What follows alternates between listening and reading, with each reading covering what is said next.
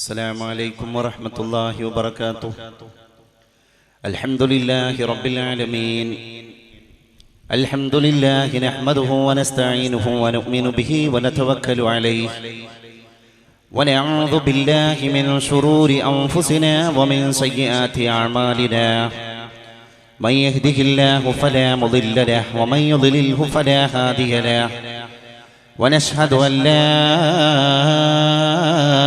إله إلا الله وحده لا شريك له وأن سيدنا وحبيبنا محمدا صلى الله عليه وعلى آله وأصحابه وأعوانه وأتباعه وأهل بيته وسلم عبده ورسوله الذي كان متواصل الأحزان دائم الفكرة ليست له راحة طويل السكت لا يتكلم في غير حاجة كلامه فصل لا فضول ولا تقصير ليس بالجافي ولا مهين يعظم النعمة وإن دقت لا يضم منها شيئا غير أنه لم يذم ذباقا ولا يمدحه ولا يغلبه الدنيا ولا ما كان لها إذا أعرض أشاح جل ضحكه التبسم يفتر عن مثل حب الغمام يتلألأ وجهه تلألؤ القمر ليلة البدر اللهم فابلغه عنا السلام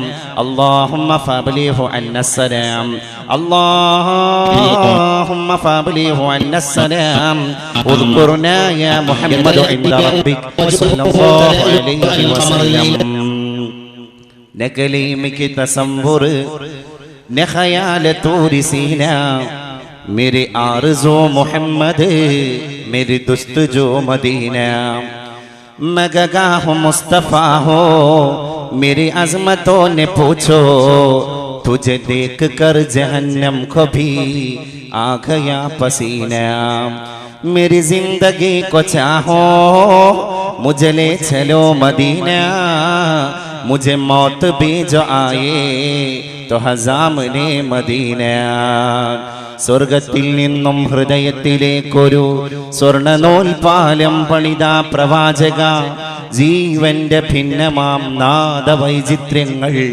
ഏകമാം സത്തയിൽ ബന്ധിച്ച ധാർമ്മിക തമ്മിലിടഞ്ഞും അഹങ്കരിച്ചും കരൾ കൊത്തിപ്പറിച്ചും ചവച്ചും പുളച്ചാർത്ത ഗോത്രക്കുറുമ്പിനെ കാട്ടുക്രൗര്യങ്ങളെ ശാന്തി സങ്കീർത്തനമാക്കിയ നായക മർത്യരക്തക്കറ പറ്റിയ ദംഷ്ട്രയിൽ മന്നന്തര സ്മൃതി കോർത്ത ബിംബങ്ങളെ സത്യവിശ്വാസ പ്രകാശ ധാവള്യത്താൽ നിത്യപ്രവാഹാൽ തകർത്ത പ്രബോധക വായ്പിനെന്ന് അത്യുന്നതത്തിൽ നിന്ന് വാ തുറന്നോദിയ വിജ്ഞാനദായക വായ്പിനെന്ന് അത്യുന്നതത്തിൽ നിന്ന് വാ തുറന്നോദിയ വിജ്ഞാനദായക അന്നം കൊടുപ്പിൻ പശിക്കെതിരെ ആദ്യത്തെ അംഗം കുറിച്ചൊരവശ സംരക്ഷക ക്ഷമിപ്പിൻ ക്ഷമാശീലനാണത്രയും ശക്തനെന്നോദിയ വേദപാരംഗത അങ്ങയെ ചൂഴോം 1000 ഓർമ്മകൾ ആത്മഹർഷം വിതച്ചെത്തുമീ വേളയിൽ ബന്ധൂര ചിന്തകൾ ജീവന്റെ ജീവനിൽ കുന്തിരിക്കം പുകച്ചെത്തുമീ മാത്രയിൽ കൈകോർത്തുമേവുന്ന മണ്ണും ആകാശവും കൈമാറി നിൽപ്പൂ സ്തുതിയും ആശംസയും കൈകോർത്തുമേവുന്ന മണ്ണുമാകാശവും കൈമാറി നിൽപ്പൂ സ്തുതിയും ആശംസയും പരിശുദ്ധമായ ദീനീ വിജ്ഞാനങ്ങളുടെ പ്രസരണം നടത്തപ്പെടാൻ വേണ്ടി SKSSFന്റെ കർമ്മധീരരായ പ്രവർത്തകന്മാര് ഈ പ്രവിശാലമായ മട്ടുപ്പാവിന്റെ ചുവട്ടിൽ ഒരുമിച്ച് കൂട്ടിയിരിക്കുന്ന ഐതിഹാസികമായ വിജ്ഞാന പ്രസരണത്തിന്റെ ആധ്യാത്മിക അഭ്യുന്നതി പ്രദാനം ചെയ്യുന്ന ഇതിഹാസ തുല്യമായ ഈ സദസ്സിൽ പരിശുദ്ധമായ വേദിയ സാന്നിധ്യം കൊണ്ട് അനുഗ്രഹിച്ചു കൊണ്ടിരിക്കുന്ന മത രാഷ്ട്രീയ സാംസ്കാരിക സാമുദായിക വിദ്യാഭ്യാസ വിദ്യാഭ്യാസ സാമൂഹിക വിപ്ലവ മേഖലകളിലെ വ്യക്തിമുദ്ര പതിപ്പിച്ചുകൊണ്ടിരിക്കുന്ന ഉന്നത ശീർഷരായ വ്യക്തിത്വങ്ങളെ, എന്നെ കേട്ടുകൊണ്ടിരിക്കുന്ന സഹോദരീ സഹോദരങ്ങളെ, ജ്യേഷ്ഠാനുജന്മാരെ, ഉമ്മബെങ്ങന്മാരെ, യുവ സുഹൃത്തുക്കളെ, നാട്ടുകാരെ, ഭാരതാംബയിൽ വിനീതനായ എന്റെ ശബ്ദം ശ്രവിച്ചുകൊണ്ടിരിക്കുന്ന ഈ രാജ്യത്തെ സഹോദര മതസ്ഥരായ എന്റെ സഹൃദയരായ സ്നേഹിതരെ, അള്ളാഹുവിന്റെ അപാരമായ അനുഗ്രഹത്താൽ ഇവിടെ നടത്തപ്പെടുന്ന ത്രിദിന മതപ്രഭാഷണ പരിപാടിയുടെ പ്രഥമ സുദിനമായ ഇന്ന് ഇവിടെ വരാൻ, നിങ്ങളുടെ മുമ്പിൽ സമാഗതനാകാൻ, നിങ്ങളുമായിട്ട് സംവേദനം നടത്താൻ ഹ്രസ്വ സന്ദർഭങ്ങളാണെങ്കിലും തൗഫീഖ് തന്ന് അരുളിയിരിക്കുന്ന തമ്പുരാനെ, നിനക്കാണ് സർവസ്തുതിയും. അല്ലാഹുവേ, എല്ലാം പടച്ചത് നീയാണ്, ഇവിടെ ഞങ്ങളെ ഒരുമിച്ച് കൂട്ടിയവനും നീയാണ്, എവിടെന്നാണ് ഞങ്ങൾ കടന്നു വന്നത് എന്ന് ഞങ്ങൾക്കൊരു പിടുത്തമില്ല തമ്പുരാനെ. ഇത് ഏതോ ഒരു വിശ്രമസ്ഥലം, ഇത് ഏതോ ഒരു സത്രം, ഇത് ഏതോ ഒരു വഴിയമ്പലം, കാലത്തിന്റെ പലകപ്പുറത്തു ശരണം കാണാതെയും നമ്മളെ ചാലേ നല്ല കരുക്കൾ പോൽ വിധി വെട്ടുന്നുഹാ നിരത്തുന്നുഹാ. എത്രയെത്ര യുഗങ്ങളാണ് നമ്മുടെ മുമ്പിലൂടെ കടന്നുപോയത്. ഹേമന്തങ്ങളെ കണ്ടതും മനുഷ്യ നമ്മളാണ്, വസന്തത്തെ കണ്ടതും നമ്മളാണ്, ഗ്രീഷ്മം കണ്ടതും നമ്മളാണ്, ശൈത്യം കണ്ടതും നമ്മളാണ്, ഉഷ്ണം കണ്ടതും നമ്മളാണ്. എത്രയെത്ര കാലത്തിന്റെ ഇതിഹാസ തുല്യമായ ദിനരാത്രങ്ങളാണ് നമ്മുടെ മുമ്പിലൂടെ കൊടിഞ്ഞുകൊണ്ടിരിക്കുന്നത്. ജി ശങ്കരക്കുറുപ്പ് എന്ന് പറയുന്ന മലയാളത്തിന്റെ ജ്ഞാനപീഠം കൊണ്ടുവന്ന മഹാശ്വത ദേവി എന്ന് പറയുന്ന ഉന്നതയായ കൊൽക്കത്തയുടെ സാഹിത്യകാരി ഇന്നലെയുടെ സായം സന്ധിയിലാണ് ലോകത്തോട് വിട പറഞ്ഞു പോയത്. 91 വയസ്സുകാരിയായ മഹേശ്വതാ ദേവി. ആ മഹേശ്വതാ ദേവിയാണ് കൊൽക്കത്തയുടെ മടിത്തട്ടിലേക്ക് ജ്ഞാനപീഠത്തെ കൊടുത്തതെങ്കിൽ കേരളത്തിന് ആദ്യം ജ്ഞാനപീഠത്തെ കൊണ്ടുവന്ന മലയാളത്തിന്റെ ഉന്നതനായ സാഹിത്യ ശിരോമണി ജി ശങ്കരക്കുറുപ്പ് ഈ ഭൗതിക ലോകത്തിനെ പറ്റി പാടിപ്പോയി. കാലം ഇനിയും വരും, വർഷം വരും, വിഷു വരും, തിരുവോണം വരും, ഓരോ പൂവിനും കായ് വരും, അന്ന് ആരെന്നും എന്തെന്നും ആർക്കറിയാം. എത്ര കാലങ്ങളാണ് നമ്മുടെ മുമ്പിലൂടെ കടന്നുപോയിരിക്കുന്നത്. അതുകൊണ്ട് തന്നെയാണ് എല്ലാം കണ്ടുകൊണ്ടിരിക്കുന്ന മൂകസാക്ഷി പോലെ കാലം, എല്ലാം കണ്ടുകൊണ്ടിരിക്കുന്ന മൗനസാക്ഷി പോലെ കാലം.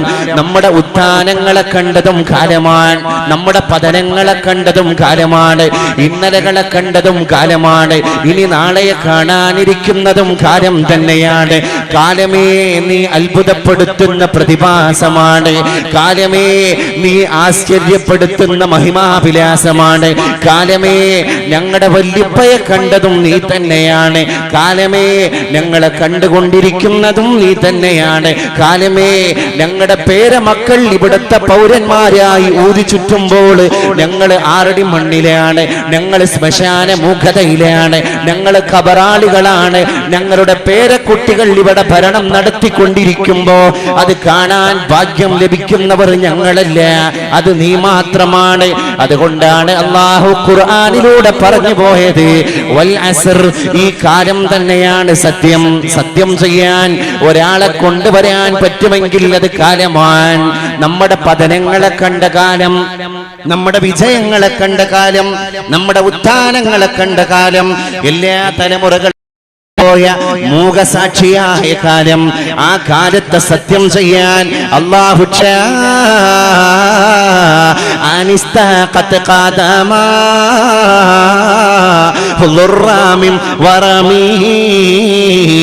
അല്ലാഹുവേ, എന്നെ കണ്ടുകൊണ്ടിരിക്കുന്ന സർവാധിരാജനായ തമ്പുരാനെ, റബ്ബനാ മാ ഖലഖത ഹാദാ ബാതില, ഈ പ്രപഞ്ചാണ്ട കടാകത്തിന്റെ അത്ഭുതാപകമായ പ്രതിഭാസങ്ങളെ നീ വെറുതെ പഠിച്ചതല്ല തമ്പുരാനെ. അതുകൊണ്ട് സുബ്ഹാനക ഫഖിനാ അദാബന്നാർ, നാളെ നരകാഗ്നിയിലേക്ക് ഹോമിക്കപ്പെടുന്ന ഒരു ബറകായി എന്റെ ശരീരത്തെ മാറ്റുന്നതിൽ നിന്ന് എന്നെ സംരക്ഷിക്കണേ തമ്പുരാനെ എന്ന് അല്ലാഹു നമ്മളോട് ദുആ ചെയ്യാൻ പറഞ്ഞു പോയി. അതാണ് പശ്ചാത്താപ വിവശമായ മനസ്സിന്റെ സാന്നിധ്യം, അതാണ് ഏറ്റവും വലിയ ദുഃഖഭാരം പേറിയ മനസ്സിന്റെ നൊമ്പരം. അത് തന്നെയാണ് നമ്മളെല്ലാം മനസ്സാന്നിധ്യത്തോടുകൂടെ മതത്തെ സമീപിക്കേണ്ടവരാണ്. അല്ലാഹുവേ, ഞാൻ ദുൽമ ചെയ്തു പോയിരിക്കുകയാണ്.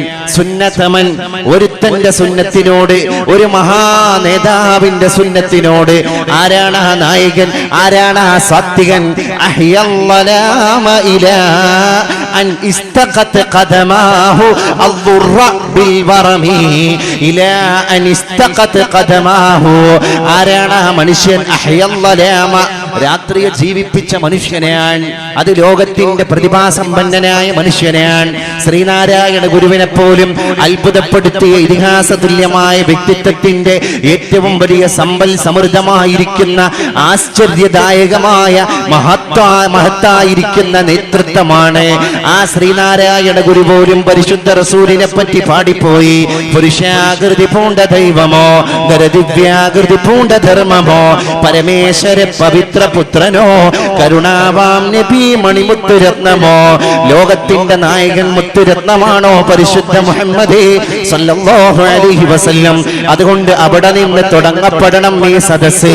നമ്മൾ എന്തിനാണ് ഒരുമിച്ച് കൂടിയത്? ആമിനാന്റെ മുത്തുമോനില്ലാതെ എവിടെയാണ് ഒരു സദസ്സ് കൂടിയത്? ആലോചിക്കണം നമ്മളെല്ലാം. അതുകൊണ്ട് അല്ലാമാ ഇഖ്ബാൽ പരിശുദ്ധ റസൂലിനെ പറ്റി വാചാലനായി പോയി.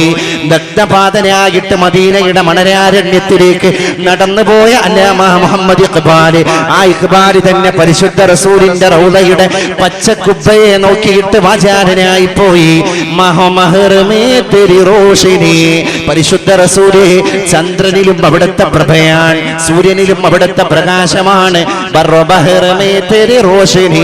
കരയിലും അവിടുത്തെ പ്രകാശമാണ്, കടലിലും അവിടുത്തെ പ്രകാശമാണ് നബിയെ. അങ്ങയുടെ വെട്ടമില്ലാതെ എവിടെയാണ് വെളിച്ചമുള്ളത്? ലോകത്തിന്റെ അന്ധകാരത്തിന്റെ നഭോമണ്ഡലത്തിലേക്ക് കടന്നു വരുമ്പോൾ ലോകം മുഴുവൻ അന്ധകാരത്തിലാണ്. മനുഷ്യന്റെ ഹൃദയം പ്രകാശിക്കുമ്പോഴാണ് ഇവിടെ വെളിച്ചം വരുത്താൻ സാധ്യമാകൂ എന്ന് അങ്ങ് മനുഷ്യത്വത്തിലൂടെ പഠിപ്പിച്ചു പോയി. അവിടുത്തെ അയൽവാസി ആരാണ്? ഒരു ജൂതനാണ്. ആയിഷ ബീവിയുടെ അടുക്കളയിൽ വിഭവസമൃദ്ധമായ ഭക്ഷണ പദാർത്ഥങ്ങൾ പാകം ചെയ്യുമ്പോ ആയിഷ, നമ്മുടെ അയൽപ്പക്കത്തുള്ളത് ജൂതനാണ്, ജൂതന്റെ കുടുംബമാണ്, അവരും മനുഷ്യരാണ്. അക്രിം ജാറക വലൗ കാന കാഫിറ, അന്യമതസ്ഥനായാലും ശരി അയൽപ്പക്കം തന്നെയാണ്, അവനെ മാനിക്കണം എന്ന് പറയുന്ന മനുഷ്യത്വത്തിന്റെ ഉന്നതമായ മേൽവിലാസത്തിന്റെ സംഗീതാത്മകമായ സങ്കീർത്തനത്തെ ലോകത്തിന്റെ മുമ്പിലേക്ക് യശസ്സോടുകൂടെ വിളംബരം ചെയ്ത പരിശുദ്ധ റസൂൽ സല്ലല്ലാഹു അലൈഹി വസല്ലം, ആ നായകനാണ് മനുഷ്യത്വത്തെ പഠിപ്പിച്ചു പോയത്. അതുകൊണ്ടാണ് ഇസ്ലാമിന്റെ മനുഷ്യത്വം ലോകത്തിൽ ചർച്ച ചെയ്യപ്പെടുന്നത്. ഇന്ന് IS തീവ്രവാദികൾ കടന്നു വന്നത്രേ. അവര് കറുത്ത ശീലയിൽ വെള്ള പെയിന്റ് അടിച്ചിട്ട് ഇസ്ലാമിനെ വിമലമായി ചിത്രീകരിക്കുകയാണ്, ഇസ്ലാമിനെ അമ്ലമായി ചിത്രീകരിക്കുകയാണ്. കൊറിയക്കാരനെ പിടിച്ചു കൊണ്ടുവന്നിട്ട് കടുത്തിറക്കുകയാണ്, റഷ്യക്കാരനെ പിടിച്ചു കൊണ്ടുവന്നിട്ട് കയ്യും കാലും കെട്ടിയിട്ടിട്ട് 10 വയസ്സുള്ള കുട്ടിയുടെ കയ്യിൽ AK-47 പിസ്റ്റൾ കൊടുത്തിട്ട് ഷൂട്ട് ചെയ്യും. ആ റഷ്യക്കാരനെ കൊലപ്പെടുത്തണം കുഞ്ഞുമോനെ 10 വയസ്സുകാര എന്ന് ആരാണ് പഠിപ്പിച്ചുകൊണ്ടിരിക്കുന്നത്? ISIS തീവ്രവാദിയാണ്. ആ ISISനെ ഇന്ന് അമേരിക്കയിൽ വായിക്കപ്പെടുന്നത് ഇസ്ലാമിന്റെ പേരിലാണ്, റഷ്യയിൽ വായിക്കപ്പെടുന്നത് ഇസ്ലാമിന്റെ പേരിലാണ്, കൊറിയയിൽ വായിക്കപ്പെടുന്നത് ഇസ്ലാമിന്റെ പേരിലാണ്. എന്താണ് എന്റെ മുസ്ലിങ്ങളെ നമ്മുടെ ദൗത്യം? നമ്മൾ ചിന്തിക്കണം, നമ്മൾ ചിന്തിക്കേണ്ടതുണ്ട്. അവിടെയാണ് ഏറ്റവും വലിയ ഒരു ദൗത്യമുള്ളത്. ദൂർ ദുനിയാ ക മേരെ ദം സേ അന്ധേരാ ഹോ ജായേ हर जगह मेरे चमकने से उजाला हो जाए. ഒരു കൊച്ചുകുട്ടിയുടെ സ്വപ്നമാണ്. ഞാൻ അഭിമാനത്തോടുകൂടെ പറയുകയാണ്, ഈ വർഷം എന്റെ സ്ഥാപനം ദാറുൽ ഹുദ ഇസ്ലാമിക് യൂണിവേഴ്സിറ്റിയിലേക്ക് കഴിഞ്ഞ കാലത്തെ റെക്കോർഡുകളെ മുഴുവൻ തകർത്തെറിഞ്ഞിട്ട് ഒരു പുതിയ റെക്കോർഡോടുകൂടെയാണ് ആയിരക്കണക്കിന് മക്കളാണ് അഡ്മിഷൻ നേടാൻ വേണ്ടി ക്യൂ നിന്നത്. എന്റെ പ്രിയപ്പെട്ടവരെ, അതിൽ ഡോക്ടർമാരുടെ മക്കളുണ്ട്, അതിൽ എഞ്ചിനീയർമാരുടെ മക്കളുണ്ട്, മക്കളുണ്ട്, അതിൽ തലയെടുപ്പുള്ള ഉദ്യോഗസ്ഥന്മാരുടെ മക്കളുണ്ട്.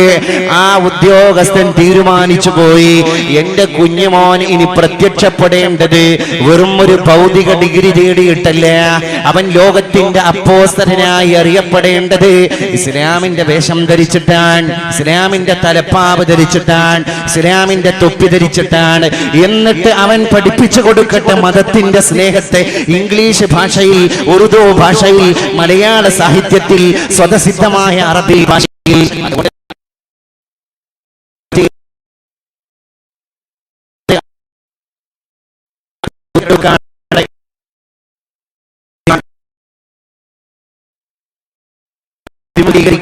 ിരിക്കുന്നത് ലോകത്തെ തന്നെ പ്രഭാഷണ വേദികളിൽ അത്ഭുതപ്പെടുത്തിക്കൊണ്ടിരിക്കുന്ന അള്ളാഹു നമുക്ക് വരദാനമായി നൽകിയ എന്റെ ജ്യേഷ്ഠ സഹോദരനായ സിംസാറുൽ ഹഖ് ഹുദവിയാണ്. അഭിമാനിക്കണം നമ്മൾ എന്റെ പ്രിയപ്പെട്ടവരെ. എന്തിനു വേണ്ടിയാണ് ഇതൊക്കെ പറയുമ്പോ? അള്ളാഹുവേ നിന്നെ സ്തുതിക്കുകയാണ് തമ്പുരാനെ. ഒരു കാലത്ത് ഞങ്ങൾ ആരാണ് തമ്പുരാനെ? ഞങ്ങളുടെ വല്ലിപ്പ മൈമാക്ക ജിദ്ദ എയർപോർട്ടിലേക്ക് ജോലി അന്വേഷിച്ചിട്ട് ഫ്ലൈറ്റ് കയറിയപ്പോ ഞങ്ങളുടെ വല്ലിപ്പാന്റെ അട്ടപ്പെട്ടി കസ്റ്റംസ് ഉദ്യോഗസ്ഥന്മാര് തുറന്നു നോക്കിയപ്പോ ഞങ്ങളുടെ വല്ലിപ്പാന്റെ പെട്ടിയിൽ നിന്ന് കസ്റ്റംസ് ഉദ്യോഗസ്ഥർ പിടികൂടിയത് ഉണക്ക ചെമ്മീൻ, അതുപോലെ തന്നെ വെളുത്തുള്ളിയുടെ അച്ചാറ്, പൊരിച്ചുപോയ അവില്, ഇങ്ങനെ കുറച്ച് സാധനങ്ങളാണ്, അടുക്കളയിൽ ഉപയോഗിക്കേണ്ട സാധനങ്ങളാണ്. ആ വല്യപ്പാന്റെ പേരക്കുട്ടി സിംസാറുൽ ഹഖ് എന്ന പേരോടുകൂടെ ഇന്ന് ഓരോ ആഴ്ചയും ദുബൈ വിമാനത്താവളത്തിൽ നിന്ന് കരിപ്പൂരിൽ വന്നിട്ട് വിമാനമിറങ്ങുമ്പോൾ കസ്റ്റംസ് ഉദ്യോഗസ്ഥന്മാര് ക്വാളിഫിക്കേഷനെ പറ്റി അന്വേഷണം നടത്തുമ്പോൾ ഉണക്ക അച്ചാറല്ല കൊടുക്കാനുള്ളത്, പൊരിച്ചാവിലല്ല കാണിച്ചു കൊടുക്കാനുള്ളത്, ബിരുദാനന്തര ബിരുദങ്ങളുടെ സർട്ടിഫിക്കറ്റാണ്. അല്ലാഹുവേ, ഈ സമുദായത്തെ നീ അസ്സത്തിലാക്കി ഇരിക്കുകയാണ് തമ്പുരാനെ. ഇന്നിന്റെ ദിവസം മറ്റൊരു ദിവസം തന്നെയാണ്, നമുക്ക് സാക്ഷി പറയപ്പെടേണ്ട സുദിനം പോലെ. നമ്മുടെ അനുജ സഹോദരനായ ദാറുൽ ഹുദാ ഇസ്ലാമിക് യൂണിവേഴ്സിറ്റിയുടെ സന്താനമായ പൊന്മളക്കാരനായ കോട്ടക്കലിന്റെ ഒതുക്കുങ്ങലിന്റെ അടുത്തുള്ള ഗഫൂർ ഹുദവി എന്ന് പറയുന്ന നമ്മുടെ യുവ ചെറുപ്പക്കാരനായ ഹുദവി സുഹൃത്ത് ഇന്ന് യുണൈറ്റഡ് ഓർഗനൈസേഷന്റെ യുണൈറ്റഡ് നേഷൻ ഓർഗനൈസേഷന്റെ അസംബ്ലിയെ ആണ് അഭിസംബോധന ചെയ്തത്. എന്ന് പറഞ്ഞാൽ UNOയുടെ അസംബ്ലി അഭിസംബോധന ചെയ്യുന്ന ഏക മലയാളി, ഈ അവസരം ലഭിച്ച ഏക മലയാളി. ആകെ 3 ഇന്ത്യക്കാരെ തെരഞ്ഞെടുക്കപ്പെട്ടതിൽ 3 ഇന്ത്യക്കാർ UNOയുടെ അസംബ്ലിയെ അഭിസംബോധന ചെയ്യുമ്പോ ആ 3 എണ്ണത്തിൽ ഒരൊറ്റ മലയാളിയാണ്. അത് ദാറുൽ ഹുദയുടെ സന്താനമാണ്. സർവമതക്കാരെയും പ്രതിനിധീകരിച്ചിട്ട് UNOയുടെ അസംബ്ലിയെ അഭിസംബോധന ചെയ്യാൻ കടന്നുപോയത്. അതാണ് ഞാൻ പറഞ്ഞു കൊണ്ടുവന്നത്. നമ്മുടെ മക്കളെ ഇനി നമുക്ക് ആക്കാനുള്ളത്, നമ്മുടെ മക്കളിലൂടെ നമുക്ക് സ്വപ്നം കാണാനുള്ളത്, ദൂർ ദുനിയാ കെ മേരെ ദം സേ അന്ധേരാ ഹോ ജായേ, हर जगह मेरे चमकने से उजाला हो जाए. अल्लाहुए मेरे सबब से पूरी दुनिया के अंधेरा दूर होना जा, ये मेरे चाहत है. इसके लिए मेरे दिल के अंदर तड़प खुशी की ठाटी मार रही है. अल्लाहुए, ഒരു കുട്ടിയായ എൻ്റെ സ്വപ്നം നാളെ ഒരു പണ്ഡിതനാകാനാണ് എന്ന് നമ്മുടെ മതം പഠിക്കാൻ പോകുന്ന മുത്തഅല്ലിമീങ്ങൾ പറയാൻ. ഫിഖഹിന്റെ കൂടെ മതത്തിന്റെ കൂടെ അവർ ഭൗതികം നേടിയെടുക്കുകയാണ്. പുതിയ ലോകത്തോട് സംവദിക്കാൻ ആവശ്യമായിരിക്കുന്ന വിജ്ഞാനങ്ങളെ സമ്പാദിക്കുകയാണ്. അവരെ നട്ടെല്ല് നിവർത്തിയിട്ട് സമുദായത്തിന്റെ മുമ്പിൽ ഇസ്ലാമിന്റെ പ്രബോധനം നിർവഹിച്ചു കൊണ്ടിരിക്കുകയാണ്.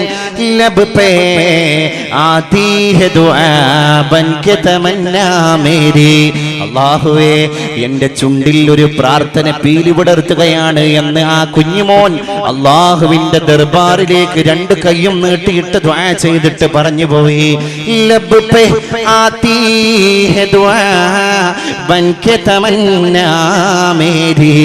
അല്ലാഹുവേ, എന്റെ ആഗ്രഹങ്ങൾ എന്റെ ചുണ്ടിന്റെ മുകളിലൂടെ കടന്നു വരികയാണ് തമ്പുരാനെ. എന്താണ് കുഞ്ഞുമോനെ നിന്റെ ആഗ്രഹം എന്ന് പരിശുദ്ധ തമ്പുരാൻ ആ കുട്ടിയോട് ചോദിക്കുകയാണെങ്കിൽ ആ കുട്ടിക്ക് പറയാനുള്ള മറുപടി, ജിന്ദഗി ശംകി സൂറത്ത് ഹോ ഖുദായാ മേരി, എന്റെ ജീവിതം ഒരു മെഴുകുതിരി പോലെ കത്തിജ്വലിക്കട്ടെ തമ്പുരാനെ. ഒരു മെഴുകുതിരി പോലെ എൻ്റെ ജീവിതം ജ്വലിക്കണം. അതുകൊണ്ട് നമ്മൾ അങ്ങനെ പറയണം. നമ്മുടെ കുട്ടികൾ ഇനി കരവാളല്ല കയ്യിലേന്തേണ്ടത്. A+ നേടിയ കുഞ്ഞുമോനെ, നീ കൊട്ടേഷൻ സംഘത്തിൽ മെമ്പർഷിപ്പ് എടുക്കേണ്ടവനല്ല. നീ ബാലനിരീക്ഷണ ശാസ്ത്രത്തെ ഖുർആനിന്റെ വെളിച്ചത്തിലൂടെ പഠിക്കേണ്ടവനാണ്. നീ സോളജി പഠിക്കേണ്ടവനാണ് വിശുദ്ധ ഖുർആനിന്റെ വെളിച്ചത്തിലൂടെ. നീ അനാട്ടമി പഠിക്കണം, നീ MBBS പഠിക്കണം, നീ ഹൗസ് സർജൻസിന്റെ കോഴ്സ് പാസ്സാകണം, എന്നിട്ട് രോഗികളെ ചികിത്സിക്കണം. പക്ഷെ നീ മതത്തെ പഠിച്ചിട്ട് തന്നെയാകണം.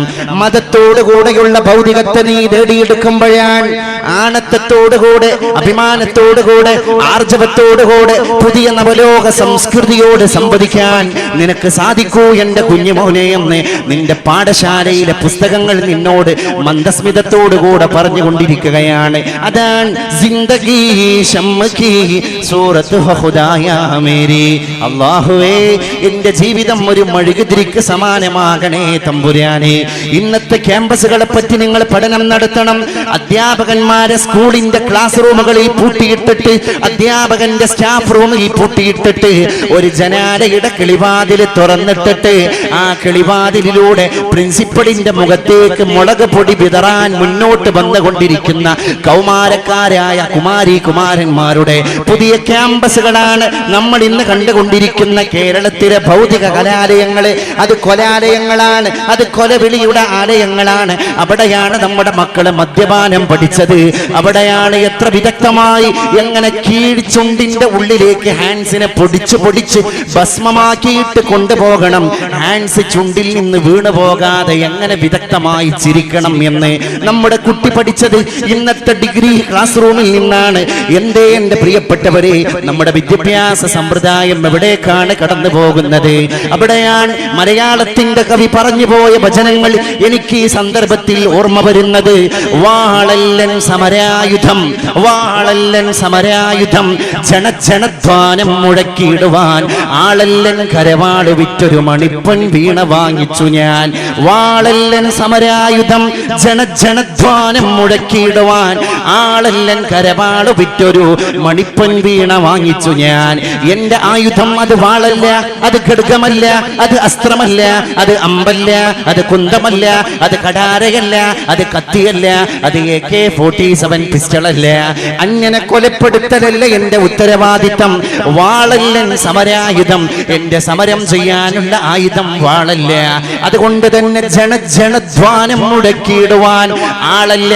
ഇങ്ങനെ വാളുകൊണ്ട് ജനങ്ങളുടെ കഴുത്തുകളെ വെട്ടി അവരെ കൊലപ്പെടുത്തി ഈ ക്രൂരത കാണിക്കുവാനുള്ള ആളല്ല ഞാൻ.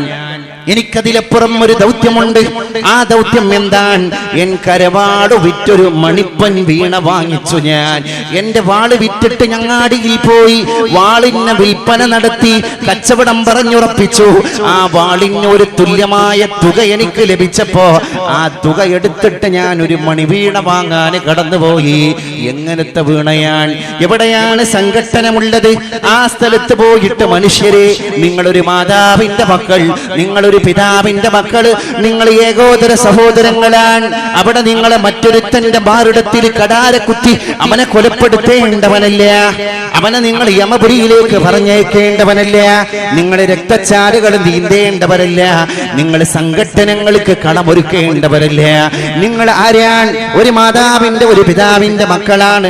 പരിശുദ്ധ ഖുർആൻ പറഞ്ഞ പോലെ ബിസ്മില്ലാഹിർ റഹ്മാനിർ റഹീം, യാ അയ്യുഹന്നാസ് ഇന്നാ ഖലഖനാകും മിൻ ദക്കരിൻ വഉൻസാ വജഅൽനാകും ശുഊബൻ വഖബായില ലിതആറഫു ഇന്ന അക്രമകും ഇൻദല്ലാഹി അത്ഖാകും. Oh mankind, Almighty God, Allah created you from a single pair of male and female. അല്ലാഹു നിങ്ങളെ പടച്ചിരിക്കുന്നത് ഒരു ആണിൽ നിന്നും ഒരു പെണ്ണിൽ നിന്നുമാണ്. ഉള്ളൂരി എന്ന് പറയുന്ന മലയാളത്തിന്റെ ഏറ്റവും വാചാലനായ കവി ഈ ഖുർആനിന്റെ ആയത്തിനെ പഠനം നടത്തിയിട്ട് വിളിച്ചു പറഞ്ഞു പോയി, ഒരച്ഛനമ്മക്കു പിറന്ന മക്കൾ ഓർത്താൽ ഒരൊറ്റ തറവാട്ടുകാർ നാം, നാഥന്റെ മുറ്റത്തു വിളഞ്ഞിടുന്ന നന്മുന്തിരിക്കൊത്ത മനുഷ്യവർഗം. ആരാണ് ഈ പന്തലിന് തണലിന്റെ ചോട്ടിൽ ഒരുമിച്ച് കൂടിയ നമ്മൾ വ്യത്യസ്ത മാതാവിന്റെ വ്യത്യസ്ത പിതാവിന്റെ മക്കളാണ്. പക്ഷെ ഇവിടെ ഇരിക്കുമ്പോ നമ്മളെല്ലാം ഒരു തറവാട്ടിലെ സന്തതികളാണ്. ഈ മേൽക്കൂരയാണ് നമ്മുടെ വീട്. ഈ നാലുകെട്ട് പോലെ സങ്കല്പിക്കപ്പെടേണ്ട ബൗണ്ടറിയാണ് നമ്മുടെ ചുമരുകൾ. ഈ മേൽക്കൂരയാകുന്ന വീടിന്റെ താഴെ ഒരു ഉപ്പയുടെ മക്കളായി നമ്മൾ നിലകൊള്ളുകയാണ്. അതാണ് ഇന്നാ ഖലഖനാകും മിൻ ദകരിൻ വ ഉൻസാ. നിങ്ങളെ പടച്ചത് ഒരു മാതാവിൽ നിന്ന് ഒരു പിതാവിൽ നിന്ന്. വജഅൽനാകും ശുഉബൻ വ ഖബായില ലിതആറഫൂ. പിന്നെ എന്തിനാണ് കൂട്ടരെ നിങ്ങളെ തറവാടുകാരാക്കിയത്? എന്തിനാണ് കൂട്ടരെ നിങ്ങളെ വ്യത്യസ്ത കുലങ്ങളാക്കിയത്? എന്തിനാണ് നിങ്ങളെ വ്യത്യസ്ത കുടുംബത്തിന്റെ അംഗങ്ങളാക്കിയത്? ഞാൻ ഇന്ന കുടുംബക്കാരനാണെന്ന് മേനിയടക പറയാനില്ല. ഞാൻ ഇന്ന തറവാട്ടുകാരനാണ്, എന്നോട് കളിക്കണ്ട എന്ന് ഗീർവാണം മുടക്കാനല്ല. ലിതആറഫൂ. You must have a mutual understanding among you. നിങ്ങൾക്കിടയിൽ ഒരു പരസ്പര ധാരണ ഉണ്ടായിത്തീരാൻ ആ കുടുംബക്കാരൻ, ഈ കുടുംബക്കാരൻ, മറ്റേ കുടുംബത്തിലുള്ളവർ എല്ലാവരും നമ്മൾ കൺസിഡർ ചെയ്യേണ്ടവരാണ് എന്ന ഒരു എഴുത്തിബാർ, എന്ന ഒരു കൺസിഡറേഷൻ, എന്ന ഒരു പരിഗണന നിങ്ങളുടെ ജീവിതത്തിന്റെ വ്യവസ്ഥിതിയിലേക്ക് വീണമീട്ടും പോലെ കടന്നു വരാൻ. അതാണ് എൻ കരവാളു വിറ്റൊരു മണിപ്പൊൻ വീണ വാങ്ങിച്ചു ഞാൻ. അങ്ങാടിയിൽ പോയിട്ട് എൻ്റെ മൂർച്ചയുള്ള വാള് കൊണ്ടുപോയി വിൽപ്പന നടത്തിയിട്ട് തുല്യവില എനിക്ക് കിട്ടിയപ്പോ അതിന് സൗഹൃദം പറയുന്ന ഒരു വീണ വാങ്ങി ഞാൻ എന്ന് കവി പറഞ്ഞു പോയത് ഇന്നത്തെ നൂറ്റാണ്ടിലേക്ക് വിരൽ ചൂണ്ടുന്ന ഒരു യാഥാർത്ഥ്യം പോലെ നിലകൊള്ളുകയാണ്. പ്രിയപ്പെട്ടവരെ, നമ്മൾ ചിന്തിക്കേണ്ടതുണ്ട്. Two starving kids sitting on the side of road. നമ്മുടെ റോഡുകളിൽ, നാഷണൽ ഹൈവേയുടെ ഓരങ്ങളിൽ ടൂറിസ്റ്റുകൾ അവരങ്ങനെ അങ്ങോട്ടും ഇങ്ങോട്ടും യാത്ര ചെയ്ത് കൊണ്ടിരിക്കുമ്പോ പിച്ചച്ചട്ടി എടുത്തിട്ട് അന്യന്റെ മുമ്പിലേക്ക് പാത്രം നീട്ടിയിട്ട് വല്ലതും തരണേ എന്ന് പറഞ്ഞ് യാചന നടത്തുന്ന പാവപ്പെട്ട ദരിദ്ര നാരായണന്മാരായ ഒട്ടിയ വയറുള്ള, കുഴിഞ്ഞ കണ്ണുള്ള, ജടകുത്തിയ മുടികളുള്ള ദരിദ്ര പരവശരായ കൊച്ചുകുട്ടികൾ വേറിന്റെ ഗിവൺ ആ കുട്ടികൾക്ക് നൽകപ്പെടുന്നില്ല. ഇവൻ എ പീസ് ഓഫ് ബ്രെഡ്, ഒരു റൊട്ടിയുടെ കഷ്ണം പോലും ആ കുട്ടിയുടെ ഭിക്ഷപാത്രത്തിലേക്ക് നമ്മൾ ആരും വലിച്ചെറിയുന്നില്ല. നമ്മൾ പറയും അണ്ണാച്ചി, നമ്മൾ പറയും അണ്ണാച്ചിന്റെ മക്കള്. ഓർത്തുപോയാൽ അവരും നമ്മുടെ സന്തതികളല്ലേ. നമ്മുടെയൊക്കെ നാഷണൽ ഹൈവേയിലൂടെ ചെരുപ്പ് പോലും ധരിക്കാതെ കുട്ടിക്ക് തൊട്ടിൽ കെട്ടുന്നത് ഊരയിലാണ്. ആര്? അണ്ണാച്ചി പെണ്ണ്. സത്യത്തിൽ പറഞ്ഞാൽ 25 വയസ്സുള്ള തമിഴ്നാട്ടുകാരിയായ യുവതി അവരുടെ കുഞ്ഞുമോൾക്ക് 10 മാസമായ 8 മാസമായ ചോരപ്പൈതലിനെ ഉറക്കാൻ ആ കുട്ടിക്ക് ശയ്യ അവലംബിക്കാൻ തൊട്ടിൽ കെട്ടുന്നത് എവിടെയാണ്? അവരുടെ ഊരയുടെ മുകളിലാണ്. അവരുടെ ഊരയുടെ സൈഡിൽ ഒരു തൊട്ടിൽ കെട്ടിയിട്ട് കുഞ്ഞിന് ആ തൊട്ടിലിൽ ഉറക്ക് കൊടുത്തിട്ട് ചെരുപ്പ് പോലും ധരിക്കാതെ ചുട്ടുപൊള്ളുന്ന ടാറിട്ട റോഡിലൂടെ പാതയായി അണ്ണാച്ചി എന്ന് നമ്മൾ വിളിക്കുന്ന ഒരർത്ഥത്തിൽ മനുഷ്യ തറവാട്ടിലെ നമ്മുടെ പെങ്ങള് കടന്നു പോകുമ്പോ അവരുടെ ദൈന്യത കാണാൻ നമുക്ക് നേരമില്ല.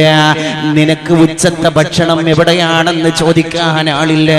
നിന്റെ ഊരയുടെ മുകളിലുള്ള തൊട്ടിലിൽ കിടന്നിറങ്ങുന്ന കുട്ടിക്ക് ഭക്ഷണം കിട്ടിയോ എന്ന് ചോദിക്കാൻ നമ്മുടെ നാട്ടിൽ ആളില്ല. വേറിന്റെ ഗിവൺ ആ കുട്ടികൾക്ക് നൽകപ്പെടുന്നില്ല. ഇവൻ എ പീസ് ഓഫ് ബ്രെഡ്, ഒരു റൊട്ടിയുടെ കഷ്ണം പോലും അത്തരം കുട്ടികൾക്ക് നൽകപ്പെടുന്നില്ല.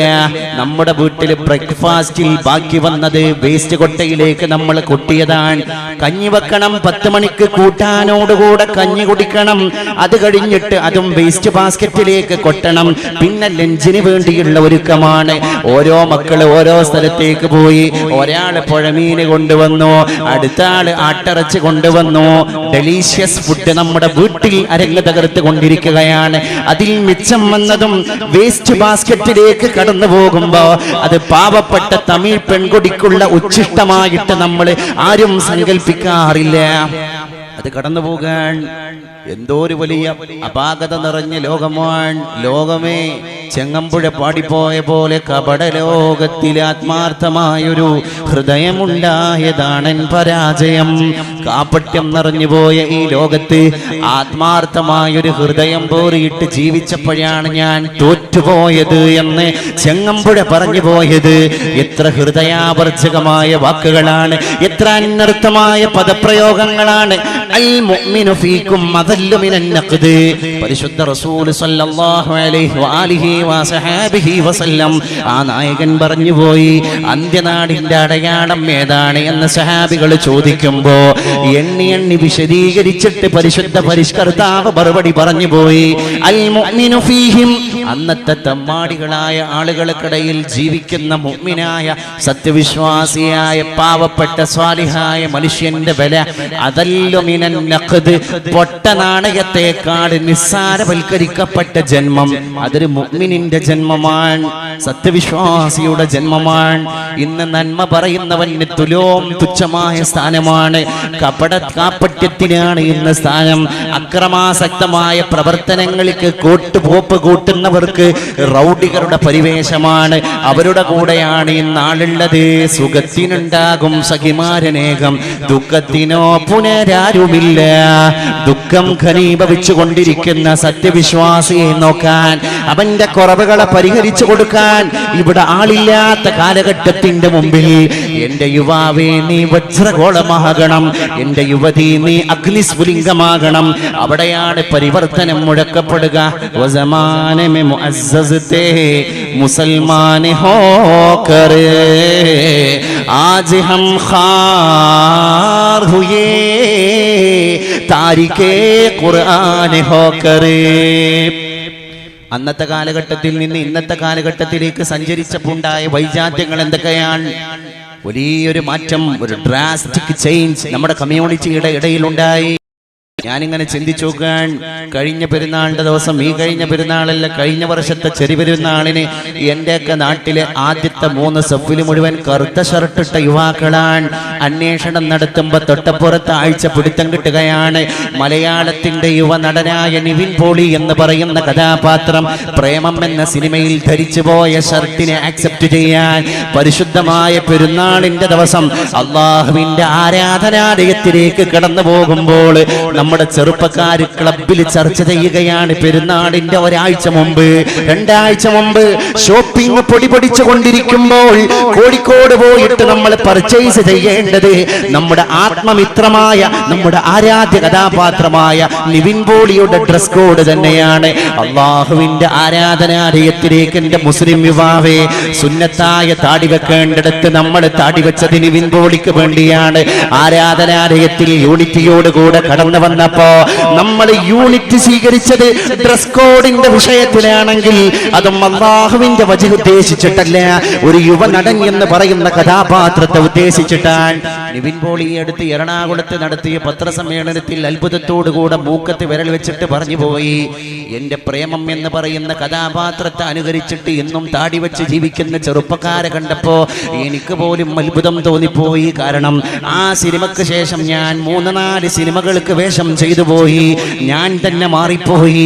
എന്നിട്ടും മാറാത്തൊരു വിഭാഗം അത് എന്റെ ആരാധകരാണ്, അതും മലബാറിലെ ആരാധകരാണ് എന്ന് പറയാൻ നിവിൻ പോളി സന്നദ്ധനായിട്ടുണ്ടെങ്കിൽ അദ്ദേഹത്തെ കുറ്റപ്പെടുത്തുന്നതിന്റെ മുമ്പ് അദ്ദേഹത്തെ സാഹചര്യത്തിലേക്ക് കൊണ്ടുപോയി നമ്മളെയാണ് കുറ്റപ്പെടുത്തേണ്ടത്.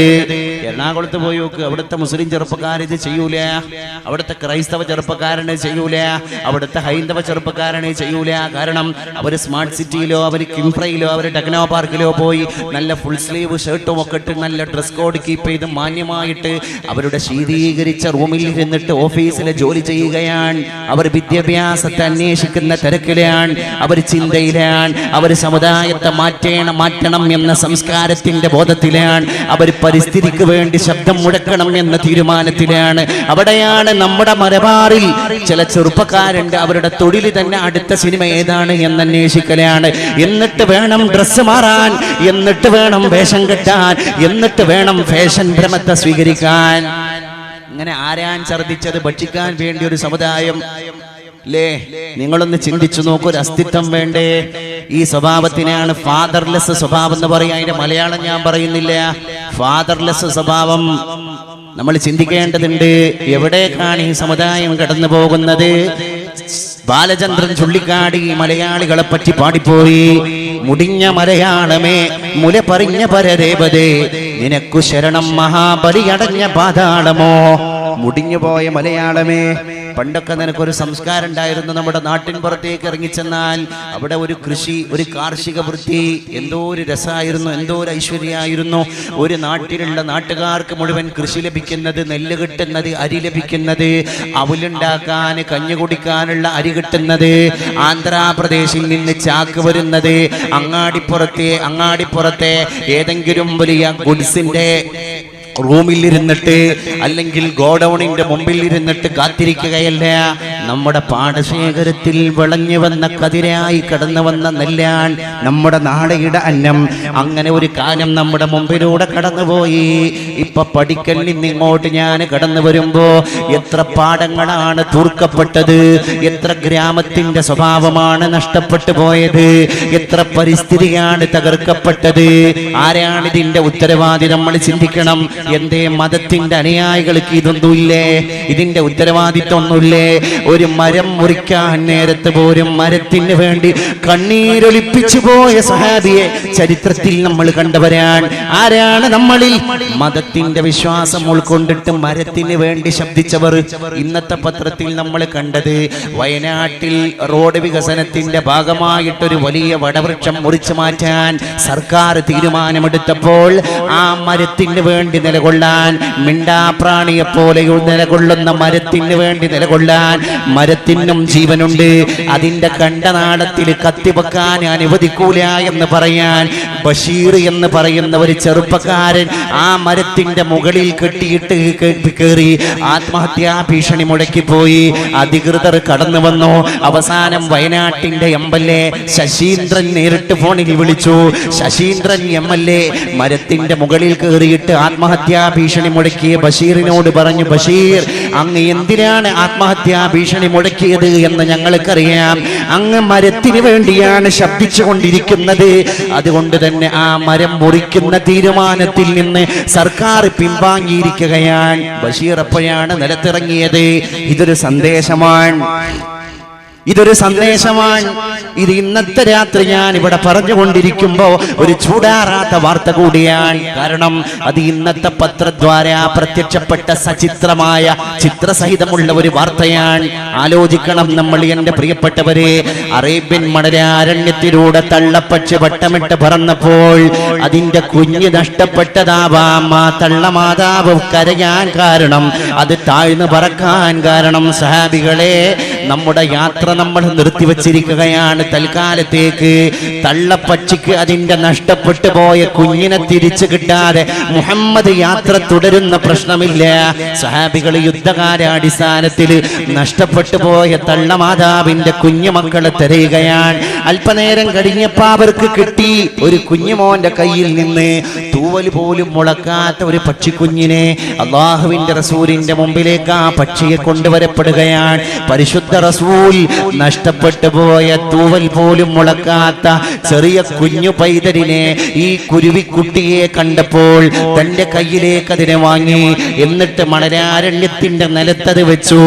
ഈ കുട്ടിയെ കണ്ട തള്ളമാതാവ്, അസ്വസ്ഥയായിട്ട് വട്ടമിട്ട് പറന്നു പോകുന്ന തള്ളപ്പക്ഷി, പരിശുദ്ധ റസൂല് തന്റെ കുഞ്ഞിനെ നിലത്ത് വെച്ചത് കണ്ടപ്പോൾ മറ്റൊരു ശബ്ദം മുഴക്കിയിട്ട് താഴേക്ക് ഇറങ്ങി വന്നിട്ട് തന്റെ ചിറക് നിവർത്തിപ്പോയി.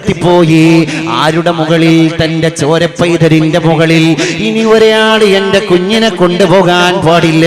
അത് കണ്ടപ്പോ പരിശുദ്ധ റഹ്മത്തുൽ ആലമീൻ കൊച്ചുകുട്ടികളെ പോലെ കരഞ്ഞുപോയി.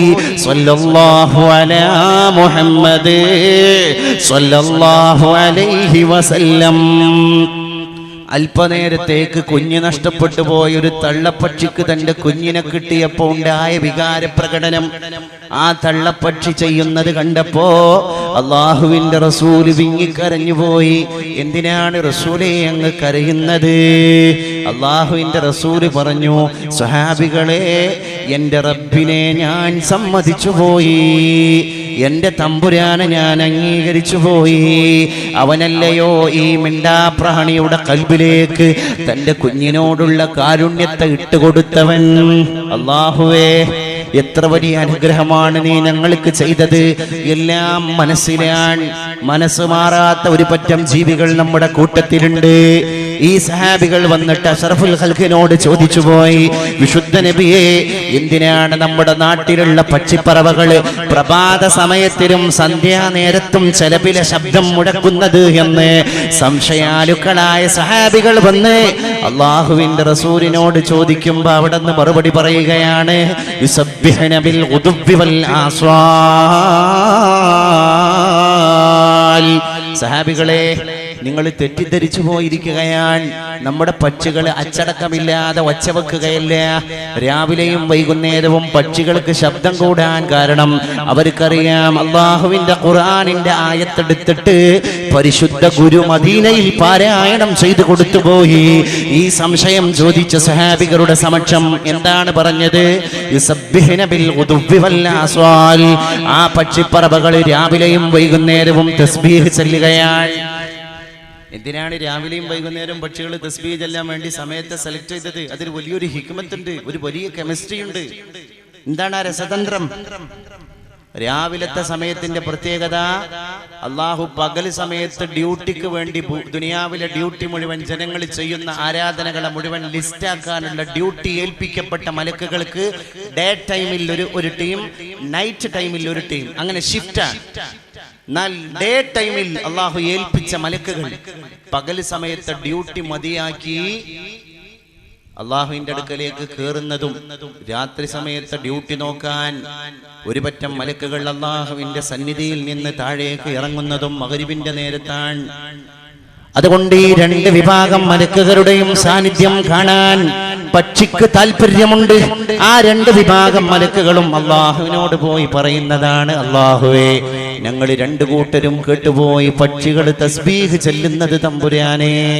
സുബഹിന്റെ സമയത്തെയും പ്രത്യേകത അങ്ങനെ തന്നെയാ. കാരണം പ്രഭാത സമയത്തെ ഡ്യൂട്ടി നോക്കാൻ വരുന്ന മലക്കുകൾ ഇറങ്ങുന്ന സമയമാണ്. രാത്രിയിലെ ഡ്യൂട്ടി പൂർത്തിയാക്കി കിതാബ് മടക്കി ഒരു വിഭാഗം മലക്കുകൾ പൊങ്ങുന്ന സമയം അപ്പോഴാണ്. അതുകൊണ്ട് അവിടെയും രണ്ട് വിഭാഗം മലക്കുകളുടെ സാന്നിധ്യം ഹുദൂർ ഈ പക്ഷികൾക്ക് അനുഭവവേദ്യമായി. അതുകൊണ്ട് രാവിലെ പോയ മലക്കുകളും രാത്രി പോയ മലക്കുകളും പറയും, അല്ലാഹുവേ, ഞങ്ങൾ രാവിലെ കയറുമ്പോഴും ആ പക്ഷികൾ തസ്ബീഹിലാണ്, രാത്രി ഇറങ്ങുമ്പോഴും ആ പക്ഷികൾ തസ്ബീഹിലാണ്. അപ്പൊ അല്ലാഹു മുഴു സമയവും തസ്ബീഹ് ചൊല്ലിയവരുടെ കൂട്ടത്തിൽ അവരെ ഉൾപ്പെടുത്തും. അതുകൊണ്ടാണ് നമ്മുടെ പള്ളി ദർസിലും അറബി കോളേജുകളിലും ഇസ്ലാമിക സ്ഥാപനങ്ങളിലൊക്കെ ഇൽമു പഠിക്കുന്ന കുട്ടികള് സുബൈക്കും അതുപോലെ തന്നെ മഗ്രിബിനും തസ്ബീഹ് ചെല്ലുന്ന ഒരു ആദത്ത് തന്നെ നമ്മുടെ പണ്ഡിതന്മാര് എസ്റ്റാബ്ലിഷ് ചെയ്തത്. ഇതിന്റെ ഹിക്മത്ത് അതാണ്. എന്നാൽ നമ്മൾ കണ്ടുപിടിക്കുന്നതിന്റെ മുമ്പ് ഇതിനെ കണ്ടുപിടിച്ചത് പക്ഷിക്കൂട്ടങ്ങളാണ്. യുസബ്ബിഹ്ന ബിൽ ഗുദുവ്വി വൽ ആസ്വാൽ. ഏർലി മോർണിംഗ് ടൈമിലും ഈവനിംഗ് ടൈമിലും ഈ പക്ഷിപ്പറവകളാണ് അല്ലാഹുവിനെ തസ്ബീഹ് ചൊല്ലിക്കൊണ്ടിരിക്കുന്നത്. വല്ലാത്ത അത്ഭുതമാണ്. അവക്ക് ഭക്ഷണം ഇവിടെയാണ് എന്ന് ഇന്ന് കൂട്ടിലേക്ക് ഉറങ്ങാൻ പോയ പക്ഷിപ്പറവകൾക്ക് അറിയൂല. മക്കളെ, ഉമ്മ നിങ്ങൾക്ക് അന്നം തേടി പോകേണ്ടത് നാളെ എവിടേക്കാണ്? എന്നാലും തഗ്ദൂ ഖിമാസാ വതറൂഹു ബിതാനാ, തഗ്ദൂ ഖിമാസാ. പൊട്ടിയ വയറുമായിട്ടാണ് പക്ഷികൾ മുഴുവൻ കൂടുവിട്ടിട്ട് പ്രഭാത സമയത്ത് അന്നം തേടി കടന്നു പോകുന്നത്. രാത്രി തിരിച്ചു വരുമ്പോൾ ഒരൊറ്റ പക്ഷി പോലും ഇന്നത്തെ ഭക്ഷണം കിട്ടിയില്ല, ഞാൻ പട്ടിണിയാണ് എന്ന് പറഞ്ഞ ഗതികേടുണ്ടായിട്ടില്ല ഇസ്ലാമിക ചരിത്രത്തിൽ. ആ പക്ഷികൾ മുഴുവൻ വൈകുന്നേരം കൂടണയുകയാണ്. നല്ല വയറ് ഉന്തി വീർത്തതായിട്ട്, നല്ല ഭക്ഷണം കിട്ടിയിട്ട് വയറ് നിറഞ്ഞ നിർഭരമായ വയറോടുകൂടെയാണ് പക്ഷിപ്പറവകൾ കൂടണയുന്നത്. അതുകൊണ്ട് ഭൂമിയിൽ ഒരൊറ്റ ജീവിയും ഇല്ല, അതിനെ അന്നം കൊടുക്കുന്നത് തമ്പുരാനാണ്. നമ്മൾ എന്താണ് അറിഞ്ഞത്? അനന്തമജ്ഞാതം അവർണ്ണനീയം, ഈ ലോകഗോളം തിരിയുന്ന മാർഗം അതങ്ങതങ്ങാണ്ടൊരിടത്തിരുന്നോ കാണുന്ന മർത്യൻ കഥയെന്തു കണ്ടു. വിശാലമായി കിടക്കുന്ന ഈ ലോകത്ത് ഏതോ ഒരു മൂലയിൽ നമ്മൾ ലോകത്തെ വീക്ഷിക്കുകയാണ്. ഏതോ ഒരു മൂലയിൽ അല്ലേ? നമ്മൾ ആഫ്രിക്കൻ ഭൂഖണ്ഡത്തിലേക്ക് പോയിട്ടില്ല, നമ്മൾ ഇന്ത്യയിലേക്ക് തന്നെ മുഴുവൻ കടന്നു പോയിട്ടില്ല, നമ്മൾ കേരളത്തിന്റെ തന്നെ അതിർത്തി വിട്ടുപോയിട്ടില്ല. ഇങ്ങനെ കൂപമണ്ഡൂകങ്ങളാണ്, നമ്മൾ കിണറ്റിലെ തവളകളാണ്. അനന്തമജ്ഞാതം അവർണ്ണനീയം, അതുകൊണ്ട് തന്നെ അജ്ഞാതം അനന്തമാണ്, നമ്മൾ അറിയാത്തത് വിശാലമാണ്, അറിഞ്ഞത് തുലവും തുച്ഛമാണ്. എല്ലാ ഇൽമും പരിശുദ്ധ തമ്പുരാന് കൊടുത്തുപോയ അല്ലാഹുവിന്റെ റസൂലിനോട് അല്ലാഹു പറഞ്ഞുപോയി, വിശുദ്ധ റസൂലേ, അങ്ങ് കയ്യിൽ ഒരു സൂചി പിടിച്ചിട്ട് ആ സൂചി കടലിൽ മുക്കുക, എന്നിട്ട് ഉയർത്തുക. അങ്ങയുടെ കയ്യിലുള്ള ചെറിയ സൂചിയുടെ സുഷിരത്തിൽ കടലിൽ നിന്ന് എത്രമാത്രം ജലക്കണികയാണ് ആ സൂചിയുടെ ദ്വാരത്തിൽ അവശേഷിച്ചത്, അതുപോലെയാണ് അങ്ങയുടെ തമ്പുരാന്റെ വിജ്ഞാനം ആ കടലാണ്. അങ്ങേക്ക് ലഭിച്ചത് അങ്ങ് അവിടെ കുത്തിപ്പൊന്തിച്ച സൂചിയുടെ സുഷിരത്തിൽ അവശേഷിച്ച ജലത്തിന്റെ കണികയുടെ അംശമാണ്. അതാണ് വമാ ഊതീതും മിനൽ ഇൽമി ഇല്ലാ ഖലീലാ. അല്പമാത്ര വിജ്ഞാനമാണ് നമ്മൾ നൽകപ്പെട്ടിരിക്കുന്നത്. ആ വിജ്ഞാന ശാഖയിൽ നിന്നാണ് ആസ്ട്രോളജി പിറവിയെടുത്തത്, അതിൽ നിന്നാണ് MBBS കടന്നു വന്നത്, അതിൽ നിന്നാണ് എഞ്ചിനീയറിംഗ് കടന്നു വന്നത്, അതിൽ നിന്നാണ് വിശ്വവിജ്ഞാന കോശങ്ങളെ പിറവിയെടുത്തത്, അതിൽ നിന്നാണ് ഓക്സ്ഫോർഡ് യൂണിവേഴ്സിറ്റിയിലെ വ്യത്യസ്ത ഡിപ്പാർട്ട്മെന്റുകൾ കടന്നു വന്നത്. അതിന്റെ ഏതോ ഒരു ശാഖയുടെ പൊടിയുടെ അംശമാണ് ഏറ്റവും വലിയ അപ്പോസ്തലൻ, ബുദ്ധിമാൻ എന്ന് ലോകം ഓമന പേര് വിളിച്ച സർ ഐൻസ്റ്റീനിന്റെ മസ്തിഷ്കത്തിലേക്ക് കടന്നുപോയത്. എത്ര ചെറിയ ലോകത്താണ് നമ്മൾ ജീവിച്ചു കൊണ്ടിരിക്കുന്നത്.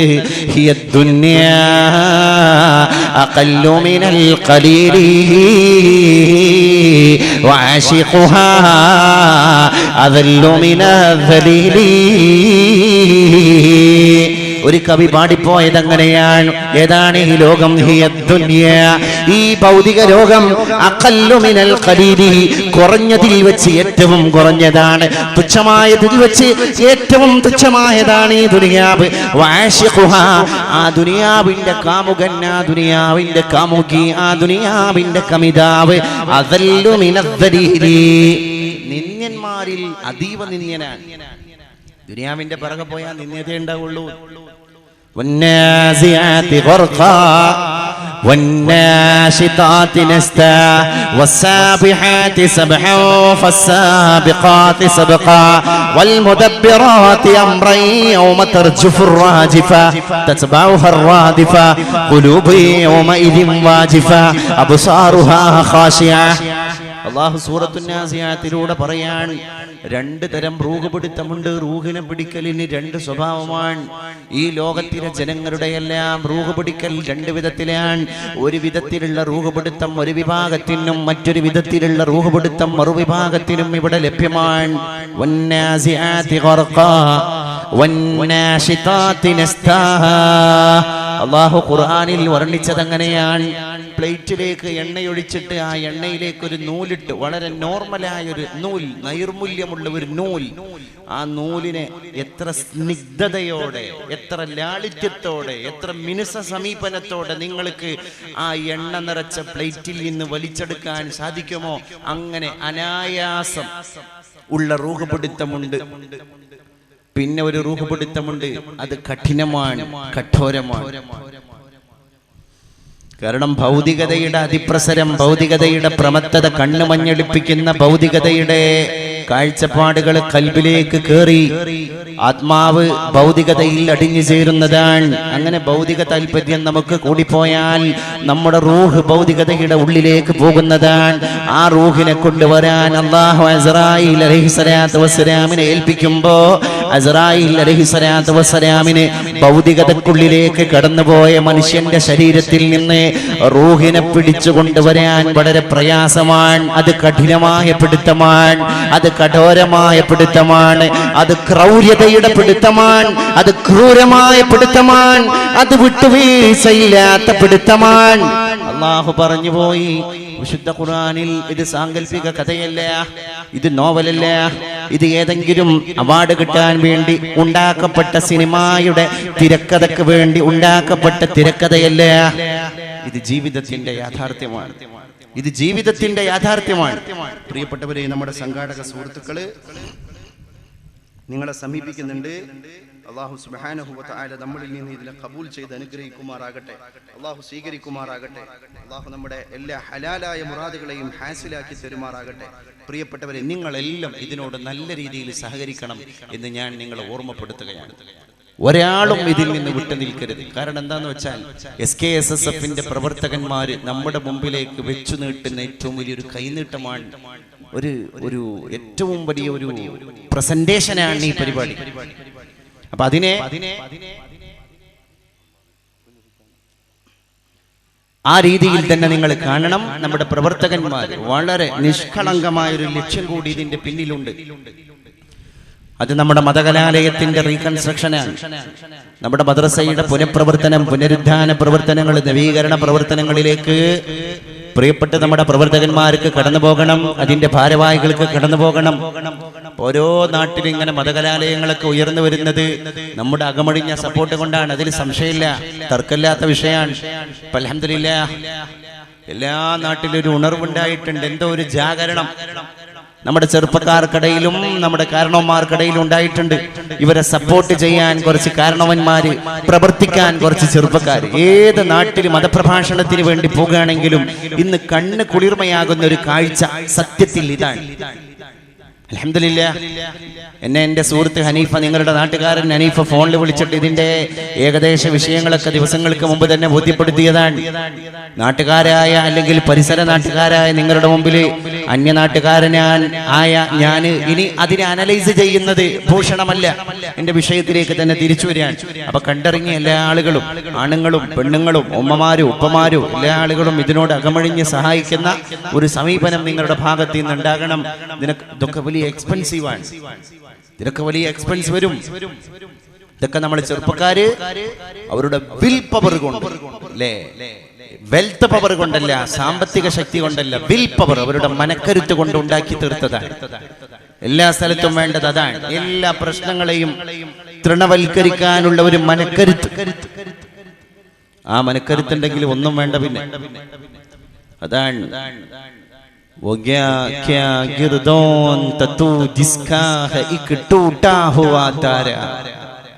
പണ്ടത്തെ ചെറുപ്പക്കാരൻ ലോകത്തിന്റെ മുമ്പിലേക്ക് വെച്ചു നീട്ടിയ ഒരു ഐഡിയോളജി അതായിരുന്നു. കാരണം അവരൊക്കെ വെള്ളി നക്ഷത്രങ്ങളെ പോലെ താരാപഥങ്ങൾക്കിടയിൽ വെട്ടിത്തിളങ്ങിയ വെള്ളി നക്ഷത്രങ്ങളായിരുന്നു അവരെല്ലാം. അവർ സേവനം ചെയ്തു. താരിഖ് ഇബ്നു സിയാദ് എന്ന് പറയുന്ന ഇസ്ലാം കണ്ട ഏറ്റവും വലിയ ഇസ്ലാമിന്റെ ധീരനായ പോരാളി സ്പെയിൻ എന്ന് പറയുന്ന രാജ്യത്തെ കീഴടക്കാൻ കടന്നു പോകുമ്പോ അങ്കുലി പരിമിതർ, ന്യൂനപക്ഷം, ആ ന്യൂനപക്ഷങ്ങളായ ആളുകൾ സ്പെയിനിന്റെ കടപ്പുറത്ത് കപ്പലിറങ്ങി. എന്നിട്ട് പറഞ്ഞു, നമ്മൾ അറേബ്യൻ മണരാരണ്യത്തിൽ നിന്ന് ജീവൻ ഈ പായക്കപ്പലിലേക്ക് ഇട്ടുകൊടുത്തിട്ടാണ് സ്പെയിനിന്റെ തീരത്ത് കപ്പലിൽ ഇറങ്ങുന്നത്. നമ്മൾ യാനപാത്രമായി ഉപയോഗിച്ച പായക്കപ്പലുകളെ കത്തിച്ച് കളയണം. ആരാ പറയുന്നത്? ഒരു അന്യനാട്ടിലേക്ക് അഭയാർത്ഥികളെ പോലെ കടന്നു വന്ന ഒരു സൈന്യത്തോട് ആ സൈന്യത്തിന്റെ ക്യാപ്റ്റൻ പറയാൻ, നമ്മൾ യാത്ര ചെയ്ത് ഇങ്ങ് തിരിച്ചു വന്ന ഇങ്ങോട്ട് എത്തിയ യാനപാത്രം നമ്മുടെ കപ്പൽ മുഴുവൻ കത്തിച്ചു കളയണം. അപ്പൊ അനുയായികൾക്കിടയിൽ തന്നെ അങ്കലാപ്പ് കൂടിയെന്നാണ്. എന്നാൽ ക്യാപ്റ്റന്റെ ഈ അനൗൺസ് അവരെ പരീക്ഷിക്കാനായിരുന്നു. അവര് പറഞ്ഞു, താരിഖ്, അങ്ങ് ഞങ്ങളുടെ നേതാവാണ് എന്നത് ശരിയാണ്, പക്ഷെ അങ്ങ് എന്തെങ്കിലും മൗഢ്യം, വിഡ്ഢിത്തം വിളിച്ചു പറയുകയാണോ? നമ്മൾ എങ്ങനെ പിന്നെ നമ്മുടെ സ്വദേശത്തേക്ക് തിരിച്ചു പോകും? നമുക്ക് യാത്രാ വാഹനം എവിടെ? നമുക്ക് കപ്പൽ എവിടെ? നമ്മൾ ഇങ്ങോട്ട് കടന്നു വന്ന കപ്പലുകൾ മുഴുവൻ കത്തിച്ചാമ്പലായാൽ നമ്മൾ എങ്ങനെ തിരിച്ചു പോകും? താരിഖ് പറഞ്ഞു, അങ്ങോട്ട് തിരിച്ചു പോരാനാണ് ഇങ്ങോട്ട് വന്നവർ എങ്കിൽ അവർക്ക് ഈ വണ്ടിയിൽ തന്നെ തിരിച്ചു പോകാം. നിങ്ങളുടെ നായകൻ പരിശുദ്ധ തിരുമേനി എന്നെയും നിങ്ങളെയും പഠിപ്പിച്ചൊരു വചനമുണ്ട്. നീഗ്രോ വർഗക്കാരനായ അടിമയാണ് നിങ്ങളുടെ ക്യാപ്റ്റനെങ്കിൽ ആ ക്യാപ്റ്റനെ ഇതാഴ്ത്തി ചെയ്യണം, അംഗീകരിക്കണം, അനുസരിക്കണം, ഒബേ ചെയ്യണം, ഒബീഡിയന്റ് ആകണം. അവരംഗീകരിച്ചു. അവർ കപ്പലൊക്കെ കത്തിച്ചു. കപ്പലിങ്ങനെ കത്തിച്ച് നിരായുധരായ നിർവികാരരായ ആൾക്കാരായിട്ട് ഇവരിങ്ങനെ നിൽക്കുക. ഇനി നമുക്ക് നാട്ടിലേക്ക് തിരിച്ചു പോകാൻ അനദർ ഓപ്ഷൻ. ഇങ്ങനെ നിൽക്കുമ്പോഴാണ് ക്യാപ്റ്റൻ കടപ്പുറത്ത് നിന്നിട്ട് ഈ ജനങ്ങളോടൊരു പ്രഭാഷണം നടത്തിയത്. ആ പ്രഭാഷണം ഇന്ന് ഓക്സ്ഫോർഡ് യൂണിവേഴ്സിറ്റിയിലെ ക്രൈസ്തവ വിദ്യാർത്ഥി പോലും ഗവേഷണത്തിന്റെ വിഷയമായിട്ട് പഠിക്കുന്നുണ്ട്. അലക്സാണ്ടർക്ക് യുദ്ധതന്ത്രങ്ങൾ കിട്ടിയത് താരിഖ് ഇബ്നു സിയാദിന്റെ പ്രസംഗത്തിൽ നിന്നാണ് എന്ന് ചരിത്രം പറഞ്ഞിട്ടുണ്ട്. അലക്സാണ്ടർ ചക്രവർത്തിക്ക് റോമയും അതുപോലെ തന്നെ പേർഷ്യയും പിടിച്ചടക്കിയ അലക്സാണ്ടർ ചക്രവർത്തിക്ക് യുദ്ധത്തിന്റെ തന്ത്രങ്ങൾ കിട്ടിയത് ഇസ്ലാമിന്റെ ക്യാപ്റ്റനായ താരിഖ് ഇബ്നു സിയാദ് എന്ന് പറയുന്ന ചെറുപ്പക്കാരനായ യോദ്ധാവിലൂടെയാണ്. കാരണം ഈ യോദ്ധാവിന്റെ തന്ത്രം നിങ്ങൾ ചിന്തിക്കണം. ഇങ്ങോട്ട് വന്ന വാഹനങ്ങളെല്ലാം കപ്പലിൽ കടലിൽ കത്തിച്ചാമ്പലാവുകയാണ്. അതിന്റെ ധൂളിയെല്ലാം അന്തരീക്ഷത്തിലേക്ക് ഭസ്മമായി പുകച്ചുരുളുകളായി ഉയർന്നു പൊങ്ങുകയാണ്. ഇനി കപ്പലില്ല, ഇനി യാനപാത്രമില്ല, ഇനി നമ്മുടെ നാട്ടിലേക്ക് തിരിച്ചു പോകാൻ നമുക്ക് പായക്കപ്പലില്ല. നിരായുധരായ സൈന്യം, വാഹനമില്ലാത്ത സൈന്യം. ആ സൈന്യാധിപന്മാരെ സ്പെയിനിന്റെ അന്തുലിസ് എന്ന് പറയുന്ന രാജ്യത്തിന്റെ കടപ്പുറത്ത് നിർത്തി താരിഖ് ഇബ്നു സിയാദ് എന്ന് പറയുന്ന ഇസ്ലാമിന്റെ ധീരനായ പടയാളി, അവരുടെ നേതാവായ ക്യാപ്റ്റനായ നായകൻ ഒരു പ്രഭാഷണം നടത്തുകയാണ്. ഐനൽ മഫർ. ആ പ്രഭാഷണത്തിന്റെ തുടക്കം ഇങ്ങനെയാണ്: ഐനൽ മഫർ, ഇനി എവിടേക്ക് നിങ്ങൾ ഓടിപ്പോകും? വല്ലാത്തൊരു ചോദ്യമാണ്. സ്വന്തം നാട്ടിൽ നിന്ന് അന്യരാജ്യത്തേക്ക് വന്നിട്ട് നമ്മളിങ്ങനെ പ്രവാസികളെ പോലെ അഭയാർത്ഥികളെ പോലെ ഇങ്ങനെ ഒരു റീഹാബിലിറ്റേഷൻ ക്യാമ്പിൽ നിൽക്കുന്ന മാതിരി ഇങ്ങനെ നിൽക്കുമ്പോ വന്ന വാഹനവും നഷ്ടപ്പെട്ടു. ആ രീതിയിൽ നിൽക്കുമ്പോൾ ഒരൊറ്റ ചോദ്യമാണ് ക്യാപ്റ്റന്റെ: ഐനൽ മഫർ, ഇനി നിങ്ങൾക്ക് ഓടിപ്പോകാനുള്ള സ്ഥലം എവിടെ, അഭയകേന്ദ്രം എവിടെ? എന്നിട്ട് പറഞ്ഞു: അൽ ബഹ്റു വറാഅക്കും വൽ അദു അമാമക്കും. അതാണ്, നിങ്ങൾ കടലിന്റെയും ചെകുത്താന്റെയും ഇടയിലാണ്. അൽ ബഹ്റു വറാഅക്കും, നിങ്ങളുടെ പിന്നിൽ ഇരമ്പിയാർത്തടിക്കുന്ന ഹിമാലയ സാനുക്കളെ പോലെയുള്ള അർണവ മോചകളുള്ള ആർത്തട്ടഹസിച്ചു കൊണ്ടിരിക്കുന്ന അലമാലകളുള്ള സാഗരമാണ്. നിങ്ങളുടെ മുമ്പിലാണെങ്കിലോ ആയുധ വിഭൂഷിതനായ സർവായുധ സജ്ജനായ എല്ലാം കൊണ്ടും കായിക ക്ഷമത കൈവരിച്ച ശത്രുവാണ്. ഐനൽ മഫർ, ഇനി എവിടേക്ക് നിങ്ങൾ ഓടിപ്പോകും? ഐനൽ മഫർ, ഇനി എവിടേക്ക് നിങ്ങൾ ഓടിപ്പോകും? അതൊരു ധൈര്യം കൊടുക്കല. നിക്കക്കള്ളില്ലാതെ ഒറ്റക്കൊരു റൂമിൽ അകപ്പെട്ടു പോയ പൂച്ച പുലിയാകുന്നു പറഞ്ഞതിന്റെ ഒരു സൈക്കോളജി താരിഖ് ഇബ്നു സിയാദ് സ്പെയിനിന്റെ കടപ്പുറത്ത് പരീക്ഷിച്ചു, വിജയിച്ചു. അവർ പറഞ്ഞു: എവിടേക്ക് ഓടണ്ട, ഞങ്ങൾ പോരാടും.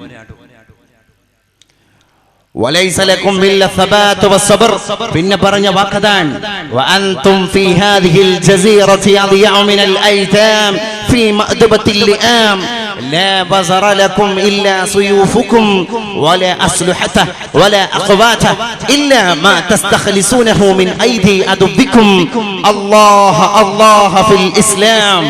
പ്രഭാഷണം അവസാനിക്കുക. തരിച്ചു നിന്നുപോയി.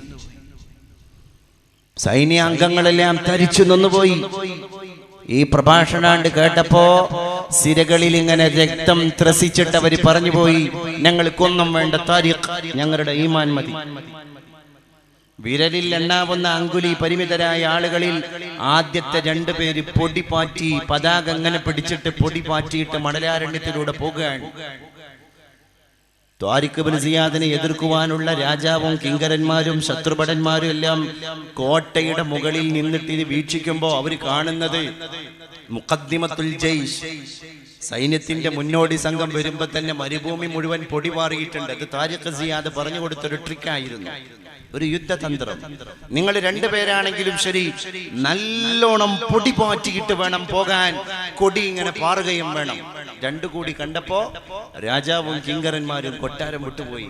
ഒരു രാജ്യം, ഒരു രാജ്യസിംഹാസനം ഇസ്ലാമിന്റെ കീഴിലേക്ക് കടന്നു വരികയാണ്. അവിടെയാണ് പിന്നെ മസ്ജിദുൽ ഖുർത്തുബ, കൊറഡോവ പള്ളി ഉയർന്നു വന്നത്. അവിടെയാണ് പിന്നെ ഇസ്ലാമിന്റെ ഹെറിറ്റേജ് മ്യൂസിയം വന്നത്. അവിടെയാണ് ഇസ്ലാമിക് യൂണിവേഴ്സിറ്റി വന്നത്. ആ മസ്ജിദുൽ ഖുർത്തുബ എന്ന് പറയുന്ന സ്പെയിനിലെ കൊറഡോവയുടെ പള്ളിയിലെ വഖഫ് ചെയ്യപ്പെട്ട ചെരുവിൽ ഇരുന്നിട്ട് മുത്തഅല്ലിമീങ്ങൾ, തലപ്പാവ് ധാരിയായ താടി വെച്ച മതപണ്ഡിതൻ, വെറും മതപണ്ഡിതനല്ല, സയൻസ് പഠിച്ച മതപണ്ഡിതൻ. ആ സയൻസ് പഠിച്ച മതപണ്ഡിതനായ ഉസ്താദിന്റെ മുമ്പിൽ ഇരുന്നിട്ട് അഫ്ലാഖ്, വാനനിരീക്ഷണ ശാസ്ത്രം, നമ്മുടെ ദർസിലൊക്കെ പണ്ട് കാലത്ത് ഒരു മരത്തിന്റെ ഗോളുണ്ടായിരുന്നു, ഒരു ബോൾ. അത് അഫ്ലാഖാണ്. ഇസ്ലാമിന്റെ ഇൽമു പഠിപ്പിക്കപ്പെടുന്ന ദർസില് അഫ്ലാഖ് വാന ആസ്ട്രോളജി പഠിപ്പിക്കുകയാണ്. ആ പാരമ്പര്യം മുസ്ലിം സമുദായത്തിന് കൊടുത്തത് കൊറഡോവയിലെ മസ്ജിദുൽ ഖുർത്തുബയാണ്, സ്പെയിനിലെ പള്ളിയാണ്. ആ പള്ളിയുടെ അകത്ത് മതവും ഭൗതികവും പഠിച്ച ഇസ്ലാമിന്റെ ഏറ്റവും വലിയ പണ്ഡിതൻ ഇരുന്നിട്ട് ദർസ് ഓതി കൊടുക്കുമ്പോൾ ദർസിലെ വിഷയം, ഒന്നാമത്തെ വിഷയം ഫറായിദാണെങ്കിൽ രണ്ടാമത്തെ വിഷയം ഉലൂം സയൻസാണ്, മൂന്നാമത്തെ വിഷയം ഹിസാബ് മാത്സ് ആണ്. എല്ലാ വിഷയങ്ങളും അതിനകത്ത് വന്നു. യൂറോപ്യൻ പറഞ്ഞു, ചർച്ച ചെയ്തു. സ്പെയിനിൽ ഒരു ഇസ്ലാമിക് ഹെറിറ്റേജ് മ്യൂസിയം വന്നിട്ടുണ്ട്, സർവകലാശാല വന്നിട്ടുണ്ട്, നമുക്ക് കൊറഡോവയിലേക്ക് പോകാം. കൊറഡോവ ചരിത്ര പ്രസിദ്ധമായി വിദ്യാഭ്യാസത്തിലൂടെ. ആ കൊറഡോവയിലെ ഇസ്ലാമിക പണ്ഡിതന്റെ അടുത്ത് നിന്ന് വാനനിരീക്ഷണ ശാസ്ത്രം പഠിക്കാൻ വേണ്ടി യൂറോപ്യൻ ക്രൈസ്തവർ, യൂറോപ്യൻസിന്റെ മക്കളെ അവർ പറഞ്ഞയച്ചു. വഖഫ് ചെയ്യപ്പെട്ട ചെരുവിനപ്പുറം യൂറോപ്യൻസിന് ഇൽമു പഠിക്കാൻ വേണ്ടി വഖഫ് അല്ലാത്തൊരു ചെരു കെട്ടിപ്പൊക്കി. മസ്ജിദുൽ ഖുർതുബയുടെ പാർശ്വഭാഗത്ത് മൗഖൂഫ് അല്ലാത്ത ചെരുവ്. എന്തിന്? അമുസ്ലിങ്ങൾക്ക് ഇരിക്കാൻ.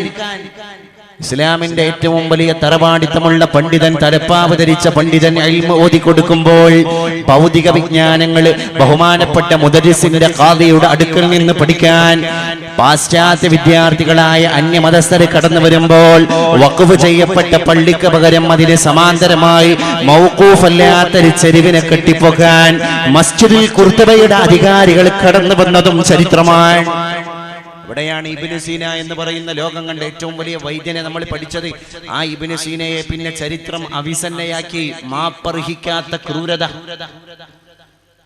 ഇസ്ലാം കണ്ട ഏറ്റവും വലിയ ഡോക്ടറാണ് ഇബ്നു സീന. ഇബ്നു സീനയെ അവിസന്നയാക്കിയത് ആരാണ്? ലോകത്താദ്യമായി വാക്സിനേഷൻ കൊണ്ടുവന്നത് അറബികളാണ്. വസൂരി പോലെയുള്ള മാരകമായ രോഗങ്ങൾക്ക് വാക്സിനേഷൻ കൊണ്ടുവന്നത് അറബികളാണ്.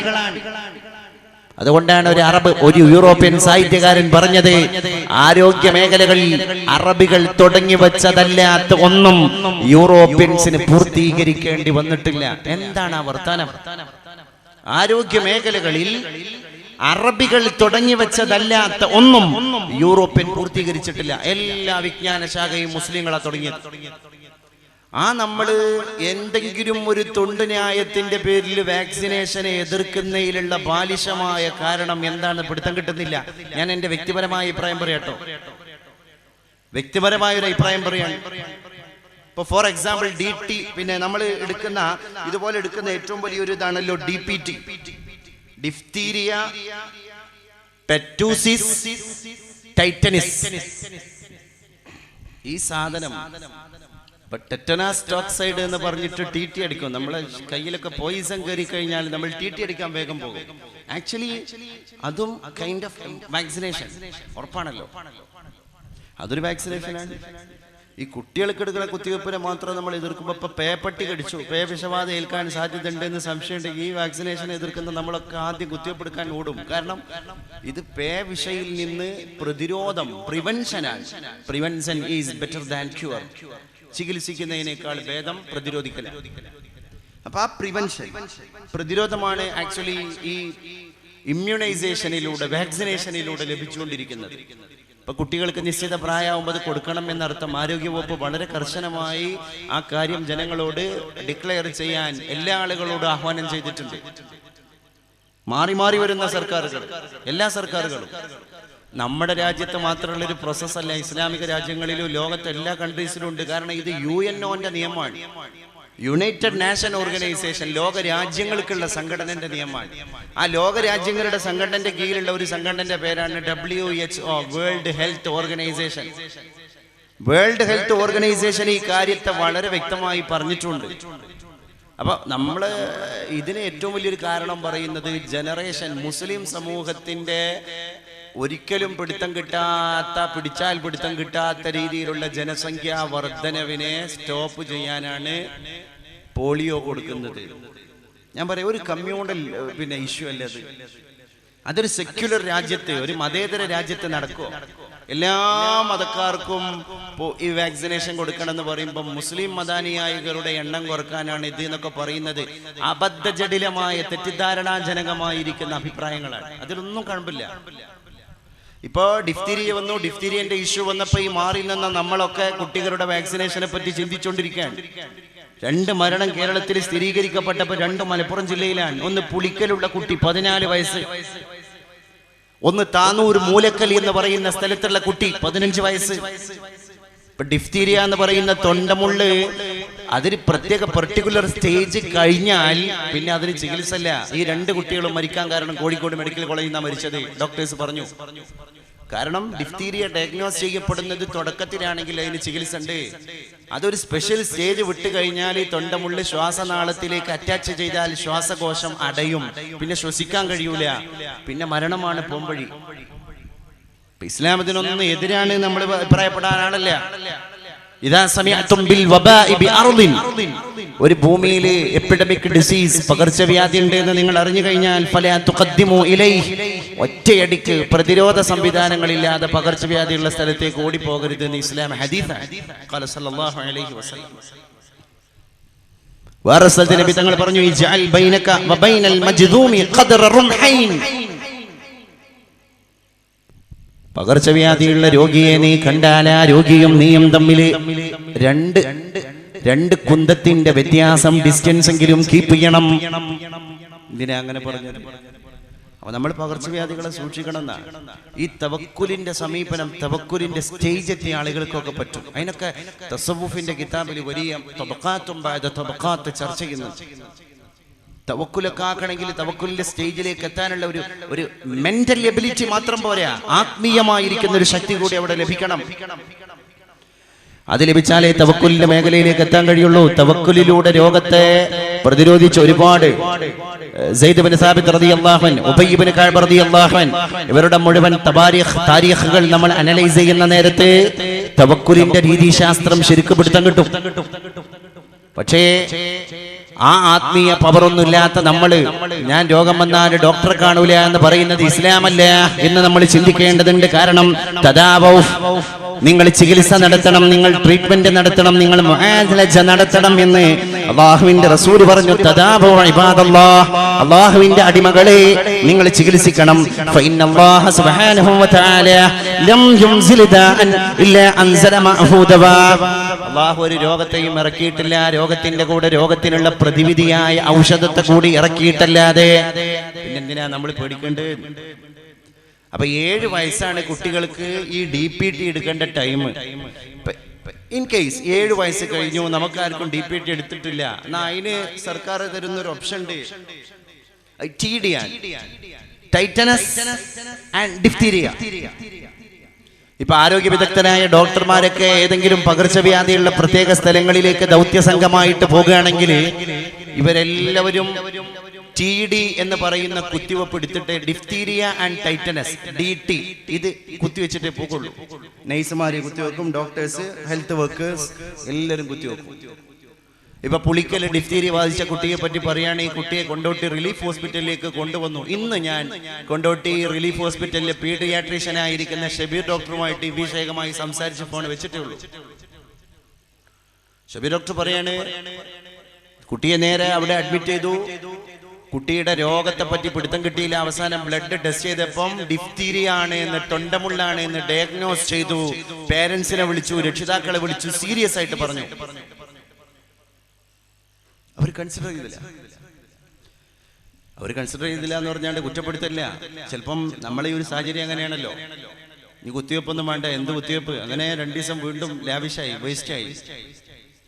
അപ്പൊ ഈ 2 ദിവസം ആരോഗ്യ വിദഗ്ധന്മാര് ഡിഫ്തീരിയ സ്ഥിരീകരിച്ച കുട്ടി എവിടെ പോയി എന്നുള്ളതിനെ പറ്റി ഇങ്ങനെ തെരച്ചിൽ നടത്തുമ്പോഴാണ് 3-ാമത്തെ ദിവസം ഈ കുട്ടിയെയും കൊണ്ട് ആളുകൾ മെഡിക്കൽ കോളേജിലേക്ക് വരുന്നത്. അപ്പോഴേക്ക് സ്റ്റേജ് മാറിയിട്ടുണ്ട്. പിന്നെ തൊണ്ടമുള്ളിന്റെ സ്റ്റേജ് സീരിയസ് ആയിട്ടുണ്ട്. ഇതിന് രോഗ പ്രിവെൻഷൻ ഇല്ല, ഇനി പ്രതിരോധിക്കാൻ സാധിക്കാത്ത തരത്തിലേക്ക് മരുന്നുകളെ ബോഡി സപ്പോർട്ട് ചെയ്യുന്നില്ല. ആ കുട്ടി മരിച്ചു. പിന്നാലില്ല. അപ്പൊ ഇതൊരു പ്രിവെൻഷനാണ്. ഹജ്ജിന് പോകുന്ന നമ്മൾ ഈ എതിർക്കുന്ന നമ്മളൊക്കെ ആണെങ്കിലും ശരി, ഹജ്ജിന് പോകുമ്പോൾ നമ്മൾ യെല്ലോ ഫീവറിന്റെ കുത്തിവെപ്പെടുത്തുന്നുണ്ടല്ലോ. മഞ്ഞപ്പനി എന്നതിന്റെ പേര് യെല്ലോ ഫീവർ. ഈ കുത്തിവെപ്പെടുക്കാത്ത സർക്കാർ ഒരു കുട്ടിയെയും ഹജ്ജിന് പറഞ്ഞേക്കുന്നില്ല, അവർ സ്വീകരിക്കുന്നില്ല. എന്താ? ആ മഞ്ഞപ്പനി നമുക്ക് വന്നിട്ടല്ലോ, അത് പ്രതിരോധ കുത്തിവെപ്പാണ്. വരുന്നതിന്റെ മുമ്പ് ഫിഖഹിന്റെ കിതാബിൽ ഇങ്ങനെ പോലെ ചർച്ച വന്നിട്ടുണ്ട്. നമുക്ക് എന്തെങ്കിലും ആരോഗ്യ സംബന്ധമായ പ്രശ്നങ്ങൾ ഉണ്ടാകുമ്പോൾ തിബ്ബറിയുന്ന ആളുകളുടെ നിങ്ങൾ അഥവാ ഡോക്ടേഴ്സിനെ നിങ്ങൾ സമീപിക്കണം. അത് വിദഗ്ധരായ ഡോക്ടർമാരാണ് എന്ന് നിങ്ങൾ അനലൈസ് ചെയ്യണം. എത്രത്തോളം എന്ന് വെച്ചാൽ അതിന്റെ അഖ്സാ ഗായത്ത് പറയപ്പെടുന്നത് ഇങ്ങനെയാണ്: ഒരാളുടെ ഹ്യൂമൻ ബോഡിയിലെ ബോൺസ് എല്ലാണ്ട് പോയി, ആ എല്ലിന് പകരം ഇനി ഒരു മനുഷ്യ എല്ല് കിട്ടാനില്ല. ഡോക്ടർ പറഞ്ഞു, ഒരു നായയുടെ എല്ല് ഈ സ്ഥാനത്തേക്ക് പുനഃപ്രതിഷ്ഠിച്ചാലേ ഇയാളുടെ ജീവൻ നിലനിർത്താൻ കഴിയൂ എന്ന് ഒരു ആരോഗ്യ വിദഗ്ധൻ പറഞ്ഞാൽ, നായയുടെ എല്ല് ശരീരത്തിൽ ഘടിപ്പിച്ചിട്ട് നിസ്കരിക്കുകയാണെങ്കിൽ ആ നിസ്കാരത്തിന്റെ സിഹത്തിന് പോലും പ്രശ്നം വരൂല എന്ന് വരെ ഫിഖ്ഹിന്റെ പണ്ഡിതന്മാർ അഭിപ്രായപ്പെട്ടിട്ടുണ്ട്. ആ ഘട്ടം വരുമ്പോ അങ്ങനത്തെ ഒരു അവസ്ഥ ഇമ്പോസിബിൾ ആണ്, നടക്കാത്തതാണ്. എന്നാൽ പോലും എന്ന് പറഞ്ഞിട്ടൊരു മസാല പറയുമ്പോ അതിന്റെ പറയാതെ പറഞ്ഞ അർത്ഥം എന്താ? പറയാതെ പറഞ്ഞ അർത്ഥം എന്താ? ഇത്തരം വിഷയങ്ങളിൽ ആരോഗ്യ വിദഗ്ധന്മാരുടെ അഭിപ്രായത്തെ നമ്മൾ തേടണം എന്നാണ്. ഇതിൽ മുസ്ലിം ഡോക്ടർമാരും ഹിന്ദു ഡോക്ടർമാരും അതുപോലെ ക്രൈസ്തവ ഡോക്ടർമാരും അലോപ്പതി ഡോക്ടേഴ്സ് മുഴുവൻ ഈ വിഷയത്തിൽ ഒരേ അഭിപ്രായമാണ് നമുക്ക് മനസ്സിലാക്കാൻ സാധിക്കുന്നത്. അതുകൊണ്ട് ഇത് ഒരു പ്രീ പ്ലാൻഡ് അജണ്ടയല്ല, ഇത് ഒരുക്കി തയ്യാറാക്കിയ ഒരു അജണ്ടയല്ല.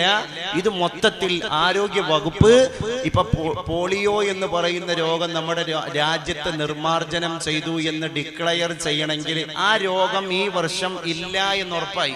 രാജ്യത്ത് ഒരു സ്റ്റേറ്റിലും ഒരു ജില്ലയിലും ആ രോഗമുള്ള രോഗി ഇല്ല എന്ന് ഉറപ്പായാൽ ആ വർഷം തന്നെ ഇന്ത്യ പോളിയോ നിർമ്മാർജ്ജന ജില്ലയാണ്, അല്ല രാജ്യമാണ് എന്ന് പറഞ്ഞാണ്ട് അനൗൺസ് ചെയ്യൂല. പിന്നെ 3 വർഷം വെയിറ്റ് ചെയ്യണം. ആരെങ്കിലും ഉണ്ടോ?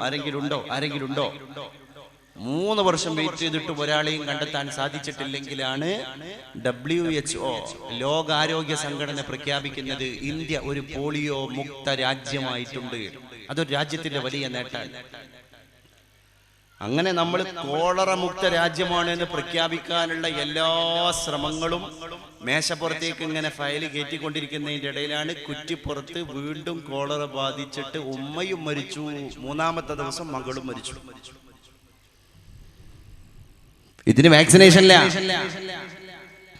എന്റെ ഉമ്മമാരൊക്കെ അറിയാൻ വേണ്ടിയിട്ടാണ് ഇങ്ങനെ ഒരു ഇസ്ലാമിന്റെ സദസ്സിൽ വെച്ചിട്ട് തന്നെ ഇങ്ങനെ ഒരു കാര്യം പൊതുബോധത്തിന്റെ ഭാഗമായിട്ടെങ്കിലും ഞാൻ പറഞ്ഞു പോകുന്നത്. ഞാൻ അതിനെ അനുകൂലിക്കുകയോ പ്രതികൂലിക്കുകയോ അല്ലെങ്കിൽ പ്രതികൂലിക്കുന്നവരെ വിമർശിക്കുകയോ അനുകൂലിക്കുന്നവരെ പ്രോത്സാഹിപ്പിക്കുകയോ ചെയ്യുകയല്ല. ഇന്നത്തെ സാഹചര്യത്തിൽ അറിയിക്കേണ്ടതായ ഒരു വൃത്താന്തത്തെ ഒരു സദസ്സിന്റെ മുമ്പിലേക്ക് സാന്ദർഭികമായി പറഞ്ഞു വന്നു എന്ന് മാത്രം എന്റെ പ്രിയപ്പെട്ടവരെ. അതൊക്കെ നമ്മൾ ഉൾക്കൊള്ളേണ്ട ചില യാഥാർത്ഥ്യങ്ങളാണ് എന്ന് സാന്ദർഭികമായി സദസ്സിന്റെ മുമ്പിലേക്ക് ഓർമ്മപ്പെടുത്താൻ ഞാൻ പ്രകടിപ്പിക്കുകയാണ്. അതുകൊണ്ട് നമ്മൾ ചിന്തിക്കേണ്ടതുണ്ട്, നമ്മുടെ ശരീരം, നമ്മുടെ ആരോഗ്യം, നമുക്ക് അല്ലാഹു നൽകപ്പെട്ടിരിക്കുന്ന നിഅമത്തുകൾ അല്ലേ, അതിനൊക്കെ വാല്യൂ ഉണ്ടല്ലോ. എല്ലാ വിഷയങ്ങളിലും ഇസ്ലാം മുഴുവൻ ഇബാദത്താണ്.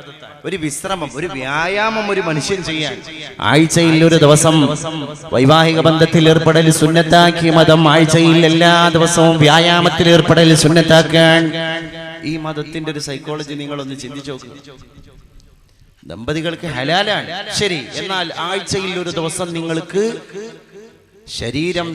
പരിരംഭണം, സഹശയനം സുന്നത്താണ് എന്ന് മതം ദമ്പതികളോട് പറയുമ്പോൾ ആ മതം ദാമ്പത്യത്തിലേക്ക് കയറിയവരോടും ദാമ്പത്യത്തിലേക്ക് കയറാത്തവരോടും പറയാൻ നിങ്ങൾക്ക് എല്ലാ ദിവസവും വ്യായാമം സുന്നത്താണ്. ഐ മീൻ നടക്കല് അല്ലെങ്കിൽ അതുമായി ബന്ധപ്പെട്ട എക്സസൈസ്, എല്ലാ കാര്യങ്ങളും. ആരോഗ്യത്തിൽ നമ്മൾ വളരെ പുറകോട്ട് പോയി. ഇപ്പതാ ഉദ്ഹിയ്യത്ത് വരികയാണ്, പേടിയാ. ഉദ്ഹിയ്യത്ത് കഴിക്കുന്നതിലുള്ള പേടിയല്ല. പിന്നെ നമ്മളെ മഹലിലൊക്കെ സംഘടിതമായി ഉദ്ഹിയ്യത്ത് അടക്കുമ്പോൾ ഒരുപാട് 10-14 ഉരുക്കളൊക്കെയാണ് അറക്കുക. ഇതിലും കുഴപ്പമില്ല, ഒക്കെ വളരെ പുണ്യമുള്ള കാര്യമാണ്. പക്ഷേ നമ്മളിൽ ബാലിശമായ മറ്റൊരു ചിന്താഗതി എന്ന് പറഞ്ഞാൽ ആ ഉദ്ഹിയ്യത്തിന്റെ പരമാവധി ഇറച്ചി നമ്മൾ തന്നെ തിന്ന് തീർക്കണം എന്നുള്ളൊരു എഴുത്തിക്കാത് എവിടുന്ന് വന്നതാണ്. ഒരു കഷ്ണ ഇറച്ചിയിൽ എത്ര കലോറിനാണ്? അപ്പൊ നമുക്കുണ്ടാവില്ലേ അല്ലേ? നമ്മളെ നൊയ്വല്ലോ, നമ്മൾ പ്രത്യേക ഒരു വിഭാഗം ആയതുകൊണ്ട് നമ്മളെ നൊയ്വാണോ? ഒരു കഷ്ണ ഇറച്ചിയിൽ എത്ര കലോറിനാണ്? എന്നിട്ടോ ഉദയത്തിന്റെ ഒരു വലിയൊരുനാള് എന്ന് നമ്മൾ വലിയൊരുനാള് എന്ന് പറയുന്ന ഒരു ഹൈസിയത്ത് വേറെയാണല്ലോ അല്ലെ? 2ാം പെരുന്നാള്, 3ാം പെരുന്നാള്, 4 ഈ പൊരിച്ച ഇറച്ചി കരിച്ച ഇറച്ചി പൊരിച്ചു അത് തീരുന്ന വരെ പെരുന്നാൾ അല്ലേ? രാവിലെ ബ്രേക്ക്ഫാസ്റ്റിന് പെരുന്നാൾ. ഇത് ബ്രേക്ക്ഫാസ്റ്റ് ആകണതിന്റെ മുമ്പ് കട്ടൻ ചായക്ക് പൊരിച്ചിറച്ചി, ലഞ്ചിന് വരട്ടിയത്, ഈവനിങ് ടൈമില് ടീന്റെ കൂടെ ഇറച്ചി, എണ്ണക്കടി അല്ലെ, വൈകുന്നേരത്തെ ചായന്റെ കൂടെ ഇറച്ചി. പിന്നെ ചില താത്താരൊക്കെ പറഞ്ഞ് എന്നിട്ടും തീരായിട്ട് അച്ചാറിട്ട് വിടൂല, കൊടുക്കൂല. ഇവിടെ വാളയാർ അതിർത്തിയാണ്ട് വിട്ട് പോയാൽ മതി. കുമ്പളങ്ങക്കറി വെച്ചുകാണ്ട് പെരുന്നാൾ കഴിക്കുന്ന ഒരു വിഭാഗമുണ്ട്. മുസ്ലിം ഗ്രാമങ്ങൾ, സുഹൃത്തുക്കളെ, മുസ്ലിം ഗ്രാമങ്ങൾ. ഞാൻ കഴിഞ്ഞുള്ളത് എറണാകുളത്തെ പള്ളിയിൽ പറഞ്ഞിട്ട് 8 ആളുകൾ തമിഴ്നാട്ടിൽ പോയിട്ട് ഉളുഹിയ്യത്ത് അറുത്തു കൊടുത്തു. ഇവര് പറയാൻ, സുഹൃത്തുക്കളെ, നമ്മളിവിടെ മത്സരിക്കാൻ ആ മഹലിൽ 14 ആയിണത്രേ. അപ്പോതിനെ അപ്പുറത്തെ മഹല്ല് സെക്രട്ടറിക്ക് നെഞ്ചിടിപ്പ് കൂടി. ഉളുഹിയ്യത്ത് കോമ്പറ്റീഷൻ അല്ലേ? ഉളുഹിയ്യത്ത് കോമ്പറ്റീഷൻ നടക്കും. ഇവിടെ കുമ്പളങ്ങ കറി വെച്ചാണ്ട് പെരുന്നാൾ, അതും വലിയൊരുന്നാൾ കഴിക്കുന്ന ഒരു കൗമുണ്ട് മുസ്ലിംസ്. അല്ലാഹുവേ, ഈ വിരോധാഭാസങ്ങൾക്കിടയിൽ നമ്മുടെ ആരോഗ്യം വല്ലാത്ത അപകടത്തിലാണ്. എല്ലാ വിഷയങ്ങളും അങ്ങനെയാണ്. നമ്മുടെ സമീപനങ്ങളെല്ലാം അങ്ങനെയായി പോയി. അതുകൊണ്ട് എല്ലാവരും അങ്ങനെ ചെയ്യാണല്ലോ, അതുകൊണ്ട് നമ്മളും ചെയ്യാൻ. അതുകൊണ്ട് ആരോഗ്യം സലാമത്താവോ? എന്റെ ചോദ്യം അതാണ്. അതുകൊണ്ട് നമ്മുടെ ആരോഗ്യം സലാമത്താകുമോ എന്റെ പ്രിയപ്പെട്ടവരെ? അതുകൊണ്ട് ഇതിന് വ്യക്തമായ ഉത്ബോധനങ്ങൾ ഈ വിഷയത്തിൽ താഴേക്കിടയിൽ നിന്ന് തന്നെ വേണം. എന്താ അറിയില്ല, ഈ കുട്ടികളുടെ ഇടയിലൊക്കെ അമിതമായ വളർച്ച, ചെറിയ പ്രായത്തിൽ അമിതമായ വളർച്ച, അൺകൺട്രോളബിളായി കാര്യങ്ങൾ നമ്മൾ ചെയ്തുകൊണ്ടിരിക്കുകയാണ്. ഒന്നിലും കൺട്രോൾ ഇല്ല. അത് നമ്മുടെ ലൈഫ് സ്റ്റൈലിൽ കണ്ടു, നമ്മുടെ ഫിസിക്കലി, നമ്മുടെ ബോഡി, നമ്മുടെ ശരീരത്തിൽ അത് കണ്ടു.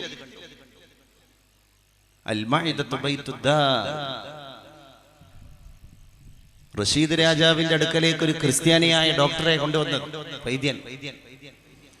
ക്രിസ്ത്യാനിയായ വൈദ്യനെ കൊണ്ടുവരാൻ കാരണം ക്രിസ്ത്യൻസ് കുറച്ച് ചിട്ടുള്ള ആൾക്കാരാണ് കണ്ടിട്ടായിരുന്നു. റഷീദ് രാജാവിനോട് ക്രിസ്ത്യാനിയായ ഈ വൈദ്യൻ ചോദിച്ചു പോയി, നിങ്ങളുടെ വേദഗ്രന്ഥമായ ഖുർആനിൽ ഈ ഭക്ഷണ ക്രമീകരണത്തെ പറ്റി, ആരോഗ്യത്തെ പറ്റി ഒന്നും പറയുന്നില്ലേ? റഷീദ് രാജാവ് പറഞ്ഞു, എന്റെ ഖുർആനിന്റെ, എന്റെ വേദഗ്രന്ഥത്തിന്റെ ഒരായത്ത് വേണ്ട, ഒരു പകുതി ആയത്തെടുത്താൽ തന്നെ അതിൽ ആരോഗ്യമാണ്. കുലു വശ്റബു വലാ തുസ്രിഫു, മുഴുവൻ ആരോഗ്യമാണ്. തിന്നൽ ആരോഗ്യമാണ്, തീറ്റ അമിതായാലും ആരോഗ്യമാണ്. അതുകൊണ്ട് വലാ തുസ്രിഫു, അമിതവ്യയം പാടില്ല. തിന്നോളൂ, കുടിച്ചോളൂ, അമിതമാക്കരുത്. വലിയൊരു ആരോഗ്യത്തിന്റെ മെസ്സേജാണ് ഖുർആൻ തന്നത്. അത് മുഴുവൻ ആയത്തല്ല, അതൊരു പകുതി ആയത്താണ്. ഉടനെ തന്നെ വൈദ്യൻ അത്ഭുതപ്പെട്ടു പോയി. നിങ്ങളുടെ പരിശുദ്ധ റസൂൽ എന്തെങ്കിലും പറഞ്ഞണോ എന്ന് ചോദിച്ചു. റഷീദ് രാജാവ് മറുപടി പറഞ്ഞു പോയി, ഞങ്ങളുടെ നായകൻ പരിശുദ്ധ മുസ്തഫ സല്ലല്ലാഹു അലൈഹി വസല്ലം അവിടെന്നും ആരോഗ്യത്തെ പറ്റി പറഞ്ഞത് ഇങ്ങനെയാണ്: അൽ മഅദതു ബൈത്തുദ്ദാ വൽ ഹിമ്യതു റഅസു കുല്ലി ദവാ. അൽ മഅദ, സ്റ്റൊമക്, നമ്മുടെ ആമാശയം, ബൈത്തുദ്ദാ, സകല രോഗങ്ങളുടെയും വീടാണ്. അതേസമയം നമ്മൾ പഥ്യം പാലിക്കുക എന്നത് എല്ലാ ശമനത്തിന്റെയും മൂലകാരണമാണ്. ആമാശയം സർവ്വരോഗങ്ങളുടെയും കലവറയാകുന്നതിന്റെ കൂടെ പഥ്യം പാലിക്കലാണെങ്കിലോ എല്ലാ ശമനത്തിന്റെയും മൂലകാരണം, ലോകം മുഴുവൻ മാറാൻ രോഗശമനത്തിന്റെ പ്രധാന കാരണം ഭക്ഷണ ക്രമീകരണമാണ്. ആരോഗ്യം ഉണ്ടാകാനോ ഭക്ഷണം കഴിക്കലാണ്. കുലു വശ്റബു വലാ തുസ്രിഫു. ഇത് രണ്ടാണ്ട് ജംഅ് ചെയ്യുമ്പോ ഉന്നത ഹെൽത്ത് സർവകലാശാലകൾക്ക് പോലും നിർദ്ദേശം കൊടുക്കുന്ന ഏറ്റവും വലിയ ടിപ്സാണ്, ഹെൽത്ത് ടിപ്സാണ് ഇസ്ലാം മുന്നോട്ട് വെക്കുന്നത്. എന്നിട്ട് ആ ഇസ്ലാമിന്റെ വക്താക്കളായ മുസ്ലിങ്ങളാണ് ഇന്ന് ലോകത്ത് ഏറ്റവും കൂടുതൽ പേഷ്യൻസ്, രോഗികൾ. ഇന്ത്യയിൽ കിഡ്നി ട്രാൻസ്പ്ലാന്റേഷൻ നടക്കുന്ന എണ്ണക്കൂടുതൽ ഏറ്റവും കൂടുതലുള്ള medical college Kozhikode medical college ആകാൻ കാരണം അതിന്റെ പരിസരവാസികളെ പഠനം നടത്തുമ്പോഴാണ് പിടുത്തം കിട്ടുക. അള്ളാഹു കാത്തുരക്ഷിക്കുമാറാകട്ടെ. പഠിച്ചോനെ, പിടുത്തം വിട്ടുകൊണ്ടിരിക്കാൻ നമ്മുടെ കയ്യിൽ നിന്ന് കാര്യങ്ങളെല്ലാം, ഓരോ കാര്യങ്ങളും ചിന്തിക്കണം. ഒരു സ്വസ്ഥതയില്ലല്ലോ. എണീക്കുന്നു, നേരം വെളുക്കുന്നു, കിടക്കുന്നു, നേരം വെളുക്കുന്നു, എണീക്കുന്നു. നമ്മുടെ ജീവിതത്തിന്റെ 100 കൂട്ടം തിരക്കുമായി നമ്മൾ ഓടുന്നു. അതിന്റെ ഇടയിലാണ് ഒരു കഥപ്പ് വന്നത്. ആളുകൾ പറഞ്ഞു, സുഹൃത്തുക്കൾ പറഞ്ഞു, എടാ നീ ഒന്ന് ലാബിൽ കൊണ്ടുപോയി നിന്റെ ബ്ലഡ് ഒന്ന് ടെസ്റ്റിന് കൊടുക്ക്. റിസൾട്ട് പോസിറ്റീവ് ആയാൽ മൂലയിൽ പോയി കിടക്കേണ്ട ജന്മമല്ലേ മനുഷ്യ നമ്മൾ. ഒരു അരമണിക്കൂർ നേരം വെയിറ്റ് ചെയ്തപ്പോഴേക്ക് റിസൾട്ട് പോസിറ്റീവ്. മൂലയിലാ പിന്നെ ജന്മം. അതാ മനുഷ്യൻ. എന്തിന്റെ പിമ്പലത്തിലാ പിന്നെ നമ്മൾ ഈ തുള്ളുന്നത്? وكم من صحيح مات من غير علتي وكم من مريض عاش دهرا إلى دهري وكم من فتى يمسي ويصبح آمنا وقد نوسجت أكفانه فهو لا يدري. കവി പറഞ്ഞു പോയി വകമ്മിൻ സഹീഹിൻ, എത്രയെത്ര യുവാക്കളാണ് മിൻ ഗൈരി ഇല്ലത്തി, പൊടുന്നനെ മരിക്കുകയാണ്, വിത്തൗട്ട് എനി റീസൺ, ഒരു കാരണവും വേണ്ട, പോയി അറ്റാക്ക്. കീഴ്പറമ്പ് എൻ്റെ സ്ഥാപനം റിവാഹുൽ ഹുദാ ഇസ്ലാമിക് ആൻഡ് ആർട്സ് കോളേജിന്റെ സമീപസ്ഥനായ താമസക്കാരനാകാനിരിക്കുന്ന ഒരു സഹൃദയനായ സുഹൃത്ത്, 45 വയസ്സുള്ള അബ്ദുൽ ഗഫൂർ എന്ന പേരുള്ള ഒരു സഹോദരൻ, ചെറുപ്പക്കാരൻ, അദ്ദേഹത്തിന്റെ നല്ല മനോഹരമായ വീടിന്റെ പണി നടന്നുകൊണ്ടിരിക്കുകയാണ്. ഒരു മാസം കൂടി ഫിനിഷ് വർക്ക് കഴിഞ്ഞാൽ ഹൗസ് വാമിംഗ് ആണ്. നല്ല പൊടിക്കുന്ന രീതിയിലുള്ള കുടിയിരിപ്പ് വീടിരിക്ക പരിപാടി നടക്കുകയാണ്. വീട്ടിലേക്ക് കയറിയിരിക്കൽ ചടങ്ങാൻ. എല്ലാ റിസ്ക് എടുത്തിട്ട് രാവും പകലുമില്ലാതെ മനുഷ്യൻ വീട് മോഡിഫൈ ചെയ്യാൻ വേണ്ടി ഓടിച്ചാടി നടക്കുകയാണ്. മിനിയാന്ന് എൻ്റെ പ്രിയപ്പെട്ടവരെ, മിനിയാന്ന് 10 മണി നേരത്ത് ആ വീട്ടിന്റെ നേരെ പിന്നാമ്പുറത്തുള്ള ചാലിയാർ പുഴയിലേക്കൊന്ന് കുളിക്കാൻ വേണ്ടി പോയി. 2-3 മുങ്ങല് മുങ്ങി തിരിച്ച് കരയിലേക്ക് കയറി. സോപ്പെടുത്തിട്ട് ശരീരത്തിൽ ഇങ്ങനെ തേച്ച് സോപ്പിന്റെ കുമിളകൾ നുരഞ്ഞു പതഞ്ഞു കൊണ്ടിരിക്കുന്ന ശരീരവുമായി ആ മനുഷ്യൻ അവിടെ കുഴഞ്ഞു വീഴുകയാണ്. വെള്ളത്തിലല്ല, കരയില്. ആളുകൾ പോയി നോക്കുമ്പോ ഒരു മുണ്ടെടുത്തിട്ട് സോപ്പ് തേച്ചിട്ട് കിടക്കുകയാണ്. ഞെട്ടറ്റ് പോയി സഹോദരാ, വീണുപോയി സഹോദരാ. ലോകം മാറി, ദുനിയാവിൽ നിന്ന് പോയില്ലേ ആ സഹോദരൻ, ഖബറിന്റെ അനുയായി ആയില്ലേ ആ സഹോദരൻ.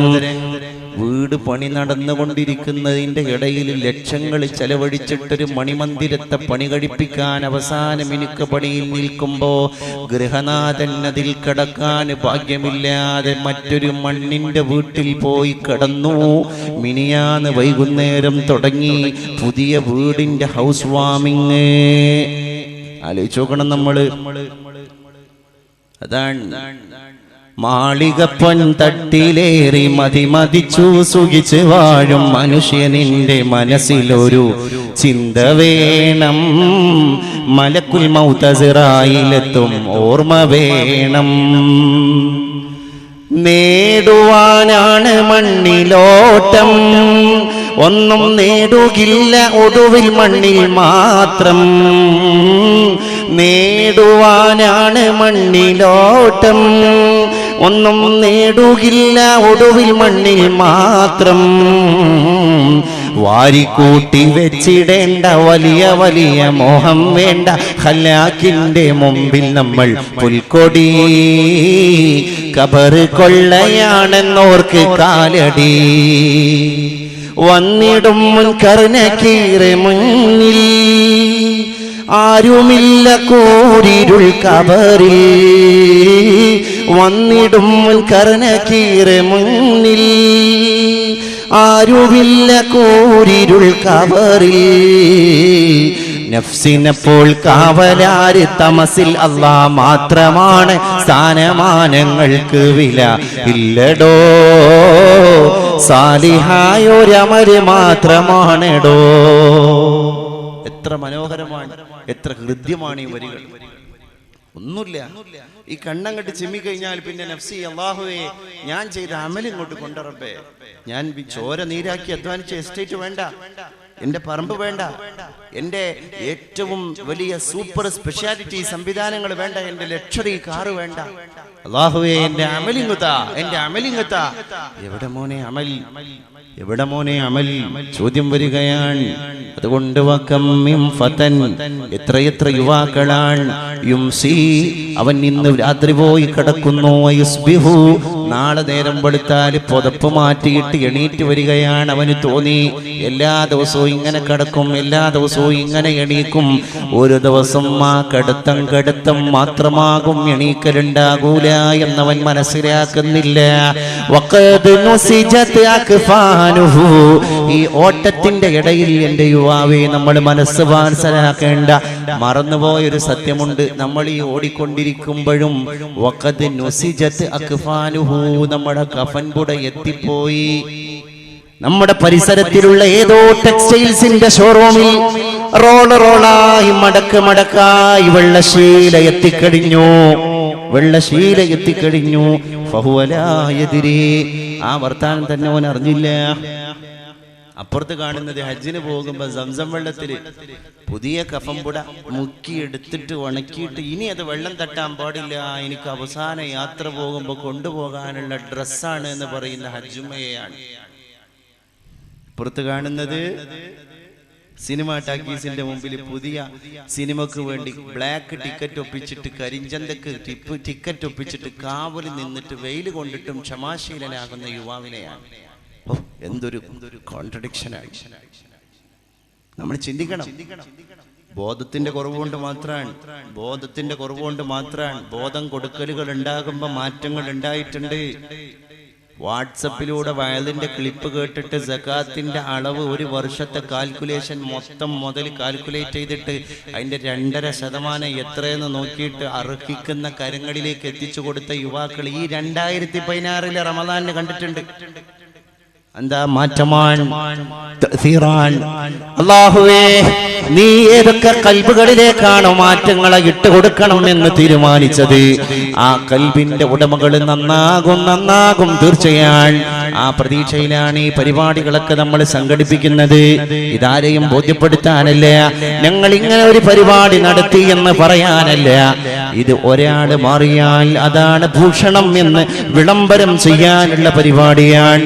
അല്ലാഹു ആ അർത്ഥത്തിൽ ഈ പരിപാടിയെ മുന്നോട്ട് കൊണ്ടുപോകാൻ നമുക്കും നമ്മുടെ സംഘാടകർക്കും തൗഫീഖ് നൽകി അനുഗ്രഹിക്കുമാറാകട്ടെ. പ്രിയപ്പെട്ടവരെ, ഞാൻ അവസാനിപ്പിക്കുകയാണ്. കൂടുതൽ സുദീർഘമായി നീട്ടിക്കൊണ്ടു പോകുന്നില്ല.